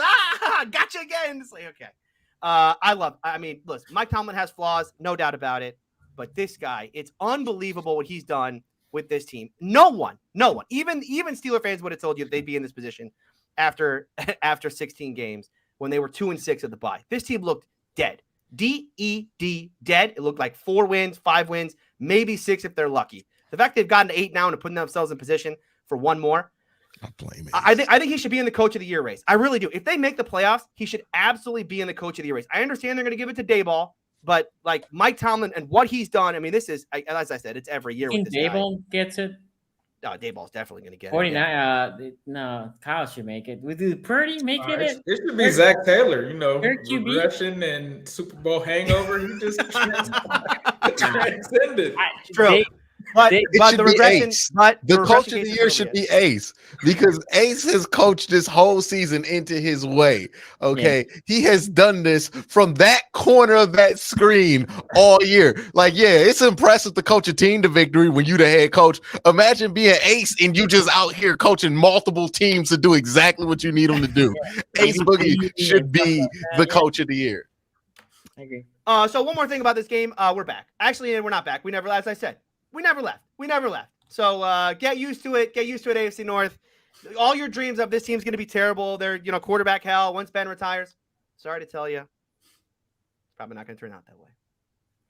Okay. So saying that, we're going to transition to the preview. Okay. And for the does anyone else want to reap some praise on young Kenneth, or are we're going to skip past that? No, we don't need to go praises to young Kenneth. I don't know if he would have made that on Logan Wilson. That's all I say. I don't know. We'll see in a couple weeks. I don't think there's a way for you guys to play each other, right? There's no way. There's no way because for the Bengals to go to number 2, that means the Patriots win, and if the Patriots win, y'all don't make it. Patriots. No. So all we got to no. There's a new path. I see. We beat the Bills. Then we go to Kansas City. We beat Kansas City, baby. And then we go to Cincinnati and we beat the Bengals. And if you think it's unprecedented, I will point out a young Ben Roethlisberger took a very similar path, was the 6th seed that year, beat the 3 seed Bengals, then beat the 2 seed or the 1 seed Colts, and then beat the 2 seed Broncos before beating the number 1 seed in the NFC in the Super Bowl. Time is a flat circle. Time is a flat circle. Okay. Let's talk here for a little bit about. I love this show. Love you guys. Love you guys. Let's talk about the playoffs. No, I hate Tony. Yeah. Let's talk about Week 18. Sorry, not the playoff. Week 18. And we're going to talk about the Ravens and Bengals. I don't know what Ace is going to say here, but I'm going to tell you something. A couple of things. I told y'all Lamar was not going to play until the playoffs. That much. Is he going to play in the playoffs? Yeah, is he going to play in the playoffs? Now, I will say this. As big a Lamar fan that I've been, if he does not play in the playoffs, look for me to turn that switch off. Oh, at that point, you would have no choice. He's not going to be on your team no more, dog. Like, but as for now, hey, we asked this question. Did we see Lamar Jackson's last snap as a Raven? So we'll see, but that's the table for another conversation. But saying that, for me, this particular game, this week, Anthony Brown, baby, let's 16 go. Or week 7 or week 18 actually game, for me, this is for Sonny. It means absolutely nothing. I actually think it doesn't mean much for the Bengals either. I think the Ravens should sit anybody that has a nail that hurts. Not a nail, a fingernail. Yeah. That hurts. Because essentially what you're going to do is you're going to do this game again the following week in Cincinnati. I don't want to hear about the whole coin flip. This game is going to be in Cincinnati now, and it's going to be in Cincinnati the following week. And that's the game that matters, and that's where you bring all. And actually, for the first time, Harbaugh alluded to that a little bit. He said, like, well, I need to not only look at the short term, I need to look at the long term. And the reality is these teams probably are going to face each other the following week. I actually expect the Bengals to come in, probably play like a first half the team, and they're probably going to be winning because I expected the Ravens also maybe to play some of their starters for like a half-ish. Like J.K. Dobbins still needs reps, but he's not going to get the carries that he's been taking, right? And then just sit them. Because what you want is, one, be healthy. Neither the Bengals or the Ravens are going to show anything crazy in this game, because why are you going to do that if the next week you're going to have the game plan, right? So you don't want to go there and say, oh, this is what we want to do against Joe Burrow so he can have film for the next week. Go ahead, Q. Is this a Cleveland-Pittsburgh situation from 2020? Yes. Yes.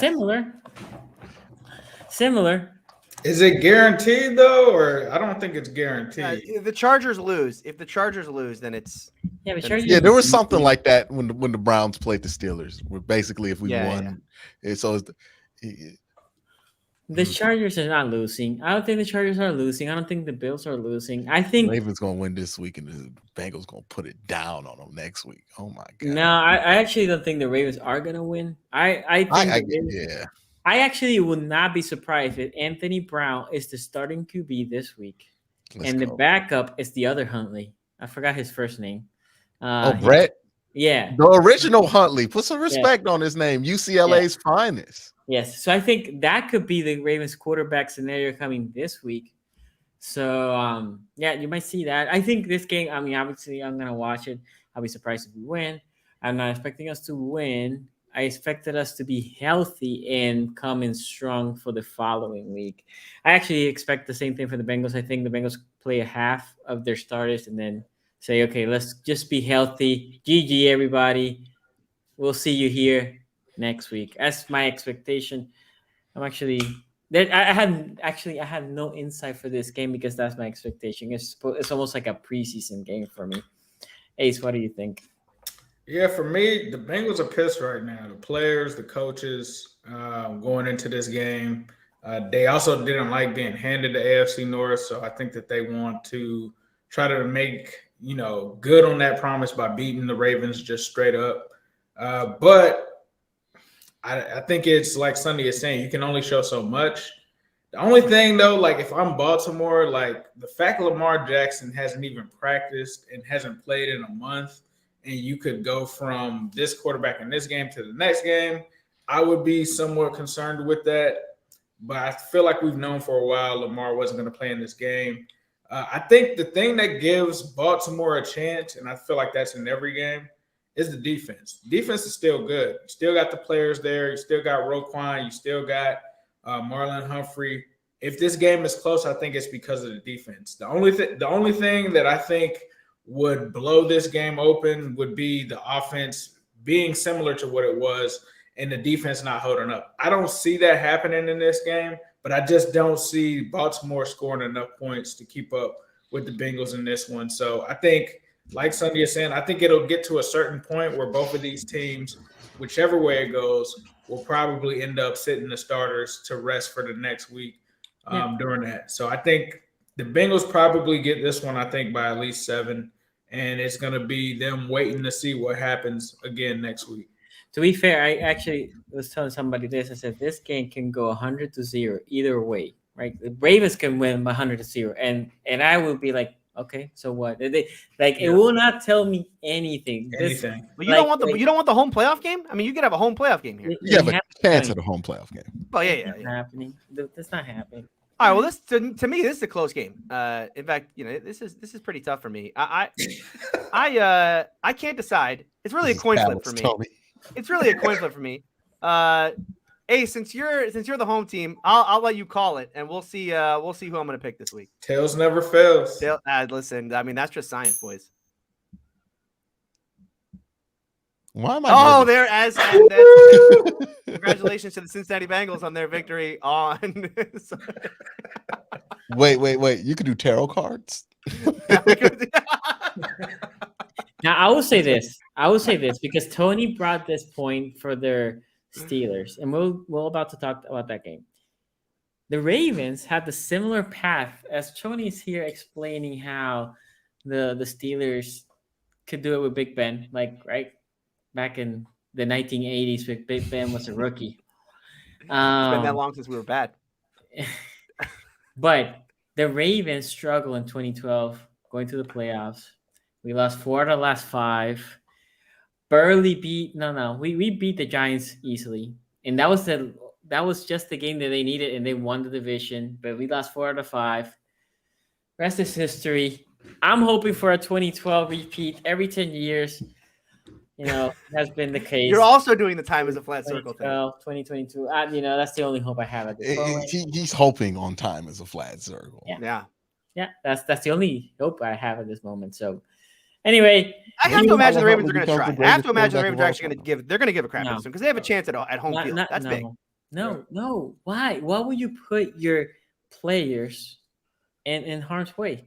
Right now, Hunley is injured. Well, I mean, look, injured, right? I don't have the. Yeah, I mean, look, I get it. Ravens fans are just like, basically the injury bug for them is like. No, Tony, you don't understand what's happening. You don't understand what's happening. This is a culture clash. This is AWS going at Tomlinisms right now. You know what I mean? Because Tomlin's like, it's a dangerous game. You're going to have to play. That's the Tomlin way. You know what I mean? You play every game, even though he rested starters too. And then AWS says, hey, man, this game really don't mean that much. Why even risk it? This is the culture clash between football guys and AWS. I'm going to go Herm Edwards on you guys. You play to win the game. You don't play to play. Look, if Myles Garrett is playing for the Browns in a game in which it means absolutely nothing. Wait, we'll try to win the game with our C squad, essentially. Yeah. That's not trying to win the game. That is what we call tanking. No, but when you put a team out there that is incapable of winning, yeah, dog, that's what the Browns did for like 2 years. That is tanking. That's not trying to win. I do think you're gonna have some players that are gonna be there from X amount of snaps. Maybe the starters, right? But Calais Campbell, for example, he had a chance to play with the Steelers against the Steelers. Yeah, nobody on the fence is playing, but like if somebody was healthy last week and they're healthy this week, they're playing full snaps. Come on, Sonny. Calais didn't want any of Najee. He took one look at Najee's calves and said, "I don't want any of that." No, it wasn't. Calais wasn't afraid of Najee. It was Kenny Pickett. He wasn't trying to chase him in the pocket all day. Yeah, that's right. I mean? That's right. He's too old for that. This kid can move. Got great arm angles. He's a young Patrick Mahomes. I didn't say that, by the way. I'm not saying Kenny Pickett is a young Patrick Mahomes. Chris Collinsworth said that. Thank you very much. He literally hit us with the troll tweet in the middle of the game. Mr. Collinsworth, I appreciate it. If Pat Mahomes threw that, it would have looked more impressive. If Patrick Mahomes did that, we'd put him in the Hall of Fame, is what he said. Not that I watched that clip. And I remember at that moment, if Pat Mahomes had a 6-9 touchdown interception ratio, I feel like we would be putting at that moment. I forgot to talk about Canada. I forgot to talk about Mr. Dumbass Matt Canada, who tried every bit to make Kenny look like a friggin' moron in this game. Oh my goodness. Hey, Matt Canada, your running game is running for 200 yards, the most the Steelers have had since I think like 2014, Le'Veon Bell, D'Angelo Williams time, because last time they had a running game this good. And he has a young quarterback. Do you know how many times he gave his young quarterback in a game where they're running the ball down the Ravens' throats? I hope play he throws action it pass 40 times this week. Do you know how many times he gave him a play action pass in this game? One play action pass. To be fair, though, don't talk about the turtle. Don't want to talk about it. No, don't want to talk about it. To be fair, no, that's a turnover. Play action passing the meta has been dying on that one, like as of late. No, disagree. Well, listen, the Steelers are going to listen. I would like to be a part of the dying meta then, because we never got in it when it was good. The Browns have like 2 touchdowns, like 6 interceptions. Like it's been down league wide. Like people aren't falling for play action. I'll play in it post nerf. Don't care. Second thing about Canada, this moron, is he decides on his last drive. I mean, the play sequencing of that last drive could not have put Kenny in a worse spot. First down, he decides he's going to throw. And they throw the one to Deontay in the back corner of the end zone. Good throw, but it's a great coverage by, I think it was Stevens on that one. Mm-hmm. So, nothing could happen on that one. Okay, now you're in 2nd and 10 from the 14. But you know that it's 4-down territory. You need a touchdown. But, like, your running game is dominant. You got to run the ball at least one time on this thing because you got to give the ball in your hot hand. Najee's your hot hand. You got to run the ball. Okay, we're not going to run on third. You're not going to throw again on 2nd down and incomplete and then run on 3rd down. So you basically committed yourself. We have to run the ball here now on 2nd down because of our play call on 1st down. We now have to run on 2nd down. They do. It's a 2-yard gain, as the Ravens probably saw it coming, as anyone would. And now you're putting your young quarterback in a spot where now it's 3rd and 8. And I'm sure it's Sonny. That was at least there was a part of you in that moment when it got to 3rd down and it was 3rd and long. Thought, okay, maybe we do win this game, because I certainly thought when it got to 3rd and 8, it's like, shit, we really screwed this up now. I don't know. At that point I was done. I knew we were gonna lose. And then even Harbaugh was keeping timeouts or time. I'm like, why? Hamlin ain't gonna drive this thing. Anyway, going back to the game, did you have anything to say about Bengals? Only Pro Bowlers, honey. Do I have anything to say about Bengals? No, we flipped the coin. I picked the Bengals in this one. I have the Bengals winning. And Q, anything else before we move to an NFL verified way of determining the outcome? I have maximum drama as the winner. That's okay. So Professor Chaos says, "Hey Sonny, do you hate having a slacker at QE?" I don't think he's a slacker, at least not yet. We'll see. I mean, I've been saying if he's hurt, especially once we clinch the playoff spot, I've been consistently saying this, like 2 weeks after I thought they were calling Kenny Pickett a slacker because he only really shows up in the last minute. Well, I'll take it for now. And also, he had some nice throws throughout the game. But yeah, I mean, he does his best moments clutch, which is what the greats do. Save your best for last. Tom Brady made a whole freaking career. He's doing like a 2020 Ben impression right now. Yeah, listen, I'm totally down for that, especially when he's young. Grow into the rest of it. Colton here says, "Rip the Lions. Someone check the Sean Ellis quote. He bashed Aaron Rodgers essentially. What Aaron Rodgers do? No, nothing. No, they play. He's an a-hole. The Aaron Rodgers an a-hole. Yeah, I mean, these are things we know to be true about Aaron. The way he carries himself. Play him. Look, he said the way. Yeah, I don't know. The way he carries himself, I don't like that. A-Rod doesn't respect us. That team doesn't respect us. We're going to fight our ass off. I mean, it wasn't that bad, but this is not the time to do that. Like 2 months ago, that was it. If you were gonna get your lick in on A-Rod, get it. You don't look washed no more. Like, yeah, they won like 8 straight. Oh, great point. Great point here from Bob. I'm just reading the super chat. It's a great super chat from Brett. I completely forgot to mention this as well. Brett here with the $5 super chat says, "I'm a bit behind. I don't think it was said that the touchdown was the first given up by the Ravens in Baltimore in 15 quarters." That's right. Young Kenny went in against a defense that literally hadn't given up a touchdown. Not in Baltimore. I don't think it was a Baltimore thing. I feel like that was the first offensive touchdown in Baltimore in quite some time. You can, again, like I said, you cannot overstate the moment that Kenny just had as a rookie. Again, as a rookie going into Baltimore. Okay. Again, I gotta stop myself. Saying that, this you don't wear your Kenny Pickett jersey on there. Kenny is him. Saying that, for the slacker comment, the term means nothing anymore. I do think Lamar was hurt, right? There's no question about that. And my whole point with the whole Lamar being hurt is it was to 1 to 3 weeks, but they said usually people are 2 to 4. 2 to 4 would have put him maybe to the Steelers game, but definitely for this game, right? Once we clinched the playoffs, I said, why? Make sure you're healthy and go out and bowl against whoever. At that point, it wasn't Cincinnati. I forgot. We were slated to play Jacksonville, right? At that moment, the only weird part for me is the non-practicing. I'm not gonna lie. That's the only thing that for me personally has me like, Doesn't it worry you, the Harbaugh quotes too? Like the Harbaugh quotes really are the ones where I keep like going like, what's going on? Because like 2 weeks ago, he was asked, is Lamar coming back this season? He said, yes, definitely. He was asked this week, is Lamar coming back this season? okay. And he said, I'm not going to talk, like, To be fair, on Harbs, which for whatever it's worth, he's done this shit all year with everybody that's got hurt. With whoever, J.K. Dobbins. Oh yeah, he's going to be here in 2 weeks. And then 2 weeks approach, you're like, well, I don't know anymore. I don't know. And I told you, I think I said this last week. I said, like, he almost looks annoyed. Yeah. And he says he should stop saying timelines. He puts a timeline out there. Timeline's coming, and he starts feeling like the player's not ready. And then he looks annoyed that people are asking him. My whole thing is the injury, somebody leaked it was going to be 1 to 3 weeks. And then most people said that is an injury of 2 to 4 weeks, which will put him for Steelers game. Mm-hmm. And, you know, an injury can linger a little more. But if he doesn't play in the playoffs again, that for me will be concerning. And I will say this, because I have been hearing about the pundits, right? The Shannon Sharps, the Astros, and know these people like Lamar should not play. Well, Lamar gets a salary. This is where Sonny's going to differ. Lamar gets a salary for this year. He's getting paid whatever, $23 million.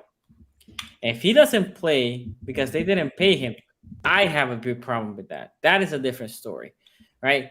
If he wanted to hold out at the beginning of the season, and then my biggest problem is I was watching on Twitter. What if it's a bit more complicated than that? No, what if it is? No. Listen to me. Q, listen to me. No, I'm just wanted to add like something in there. Like, what if it's like he's hurt and doesn't want to risk it the same way he would? Like, if it's not one or the other. If he like even more, I would understand if Lamar said, like he could play 80%, but he doesn't want to. Especially on the playoff, I understand that. Especially again, once we clinch the playoff spot, I understand that. Once we go to the playoff, I'm saying, what if he feels like I could play at 80%, but I'm not going to play because I'm not. Then Sonny again, that's when I get upset. When.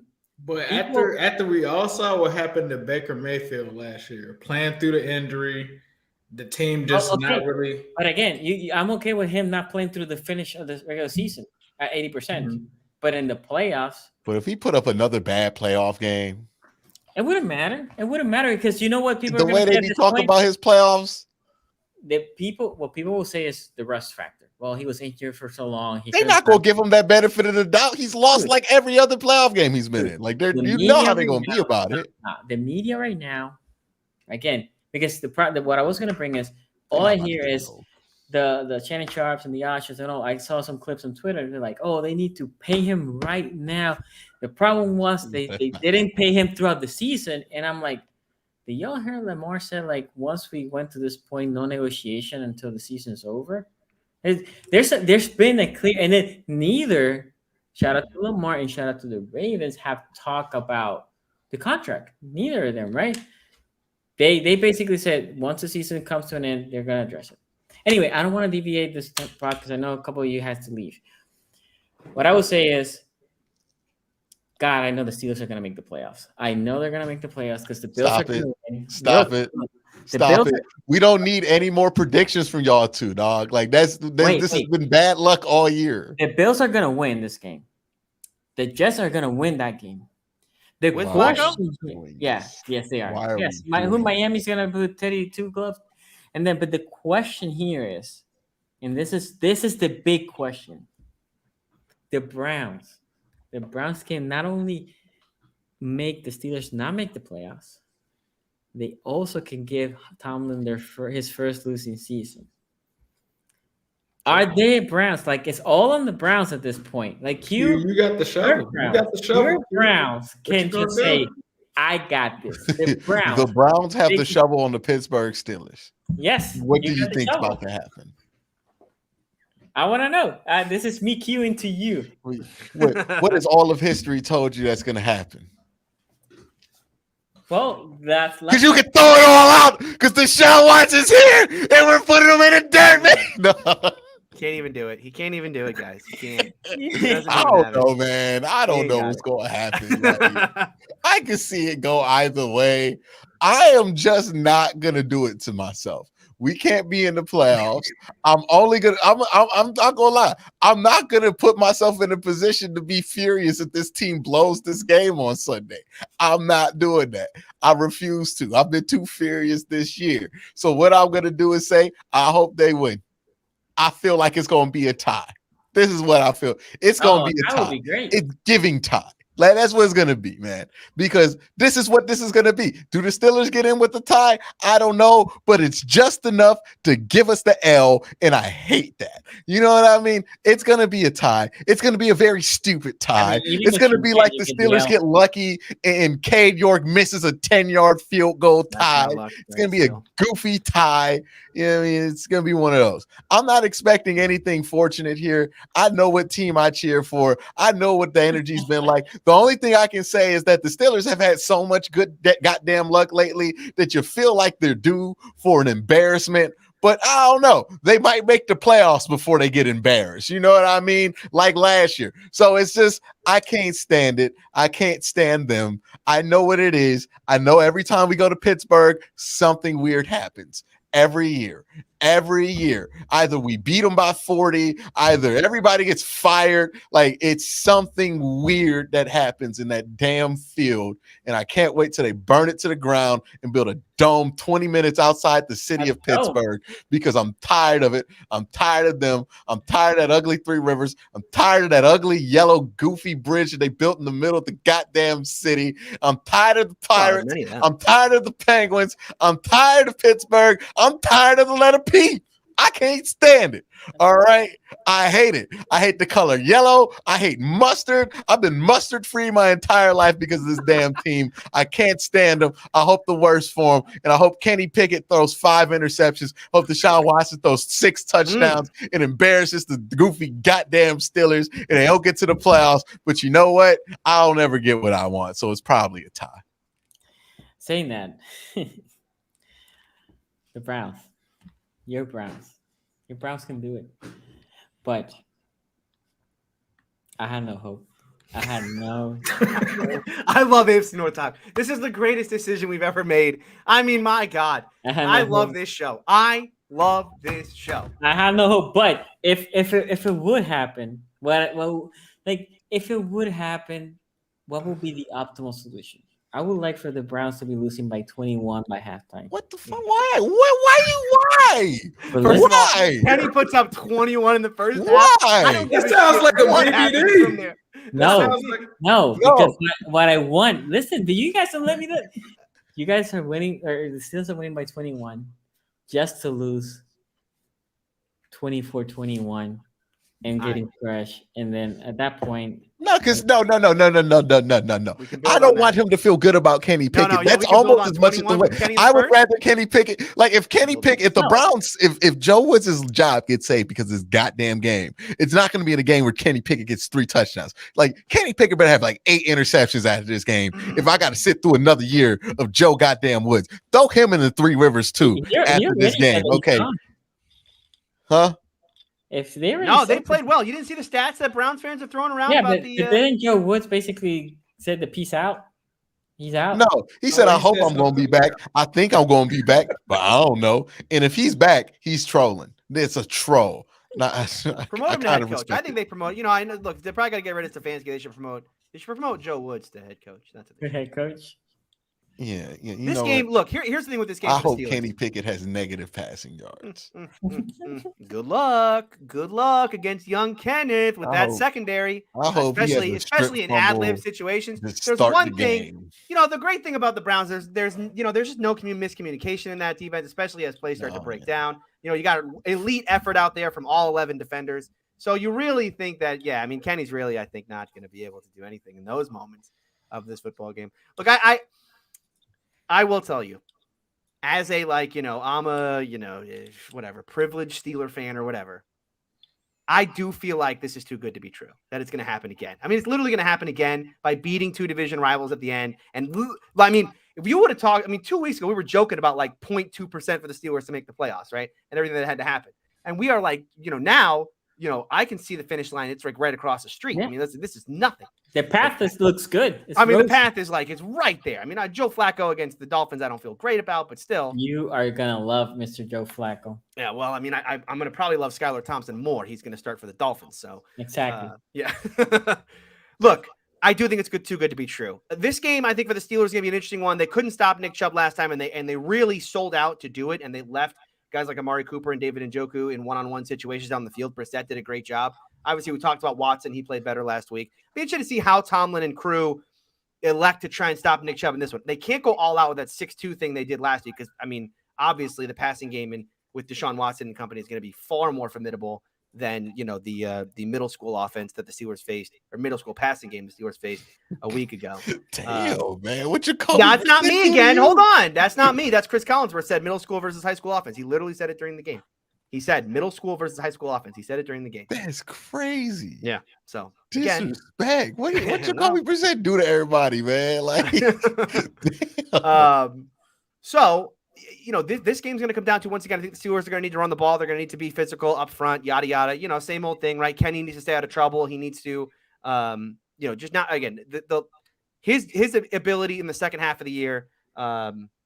To stay out of trouble when it comes to turnovers. Right? I mean, I think he's had like 2 turnover-worthy plays since the break. I mean, literally since the bye, he's had 2 turnover-worthy plays. He, by the way, was charted with 4 big-time throws in that game against Baltimore on Sunday night. I think 3 of them were probably on that game-winning drive. Clutch Kenny. It's a thing. This game, again, I don't think the Steelers are going to lose this one. It just feels like you get to this point, Mike Tomlin, everything he's built this team to be, boy, losing to Cleveland and at home in the finale, when Cleveland has nothing to play for but to spoil your season, would be a really silly way for that to end. But I do feel like it is too good to be true. Like, I do feel like one of the other things is not going to happen. And I think that's likely going to be the Dolphins are just going to win and they're going to keep the Steelers out. But it feels like this year is too good to be true. I hope that it happens because I think the Steelers are going to win. And I'll just say this. Before, because I do have to go. But I'll say this before I leave. Talk to you guys Monday. See you, boys. Because I was going to say next week, either Q's coming here with his last of the week of the season, or Tony's coming with his. By the way, Ace know what I'm coming in on. By the way, know we ain't got to say it, but Ace know what I'm coming in on. Oh, sorry. I wasn't really, you know what I mean? I wasn't really leaving like that. I do have to go in like 5 minutes, though. But all I'm going to say, that was a good. You should have left at that point. Maybe I should have just left it like that. That was fun. You should have. This is like the last 5 minutes of the Snyder cut. You know, yeah. This is like Kenny Pickett throwing a game-winning touchdown against Baltimore and then playing another game that week. Like, look at this. This guy is right. I just double check if Miami lose, which I think is happening. In New England lose, which also I think is happening. Oh, so all we gotta do is tie? All you have to do is tie. Tie written all over it. I hate it. I will see you next week. Let's do it. See you We're Monday. tying, Don't miss it. It's And gonna look at be this. a tie. Look at this, Q. Look at this, Q. Steelers win via BBB. Go It ground. doesn't work that way. Why do y'all keep playing with it? Why? You think you're doing this to help me, Mike? This is not helping me. Stop playing with it. We have here from Victor, and by the way, we might have to table this and take it to the Patreon, because Lamar we can do like an hour, literally just Lamar. But I totally disagree with Sonny. This would have been a problem if Lamar was paid. That's Ravens' fault. I don't care what Lamar said. He should have got that. Okay, couple things here. I don't disagree with you. They should have paid him before the season. You have to care because if Lamar says as soon as whatever it was practice after preseason 4, he said, I'm not negotiating. Doesn't matter if the Ravens said, okay, can we sit down? If he says, no, I'm not negotiating, you have to care because he's the other willing participant. If that willing participant says, I'm not negotiating until the season's end, that's it. There's nothing else to add. Yes, should have they paid him before the season? Yes, I'm not disagreeing with you there. I'm more saying that after the season started, it was Lamar that said. Lamar could have said like, yeah, I mean, we could maybe. Well, I mean, the Ravens could have just gave him the price and gave him an offer. He just wasn't going to negotiate that offer. So like it's on both of them why the deal's not signed. Now, like honestly, I don't think Lamar's not going to play based on whether he's paid or not. Right? I don't think so either. I think if he can play, he'll play. If he can't, he can't. Like, you know, it's just a nice thing to sprinkle in there, I guess. Yeah, no, I do think he plays in the playoff. And Q, I will promote Browns. We finally will sweep the Steelers and go into the offseason undefeated in 2023, and Chubb will have the rush title. What are we doing? Why are we doing this? What is going on? Sweeping the Steelers. We're not. I don't know. We haven't swept the Steelers since like. Dude, you know, my dad was in the Navy. Again, next week, either Q or Tony. It's one of the two. Was it a different world on television the last time the Browns swept the Steelers? I'm pretty sure it wasn't. I'm pretty sure the Cosby Show might have been in its first season. I don't even know. Last Browns swept the Steelers? Yeah, man. I'm sorry, Q. I got the Steelers in this one, dog. In Pittsburgh. I just don't know, man. I just don't know. Last time, look, the last time the Cleveland swept a season series from the Steelers was put a year. Oh, like 1980 something? A little bit after that, but go ahead. 1983. Ace, you have any? 1988. 88. Bingo. That was the first season of A Different World. That's crazy. The last time. That's crazy. That's what it says here. The last like time. Back to the Future was like hot in these streets. You know what I mean? Like. So the only thing I will say also now that we're wrapping up, my birthday's coming up. I do need Lamar to play because I think it will be fire. Even if the Bengals win, at least have both teams playing. Whatever. Now, Ace, if you beat the Ravens 2 times, are you nervous about trying to beat them a 3rd time with Lamar? No, if it was 2 times, that would mean that we won this one in the playoff one. So yeah, they lost the first one. Oh, y'all lost the first. Oh yeah, that's okay. So y'all got that one. The Bengals are all set then. The Bengals are all set then. They got out of that trap. Good loss. That was we don't talk about Zach Taylor enough. Quality loss by Zach Taylor to make sure that wasn't a possibility. Last thing I will say also is we talk about who won the division right here, and we did say like making the play right now. If we all lose in the first week, which right now it doesn't look like we can all lose in the first week, then the division goes to whoever won the North. But if, for example, not putting it out there, whoever's the worst place in the division makes it the furthest, obviously that person gets the top left square. I mean, it's only fair. If that team makes it all the way to the Super Bowl, whatever. All we know at this moment. Dead fingers, Sonny. You're going to have to pry this corner out of my dead fingers. You got to come get it. The NFL has already given them that corner. You know what I mean? Like the only thing we know is guaranteed going next year, as of right now, is who has the L. And with that, we're going to leave y'all. We'll see you next week. Peace out.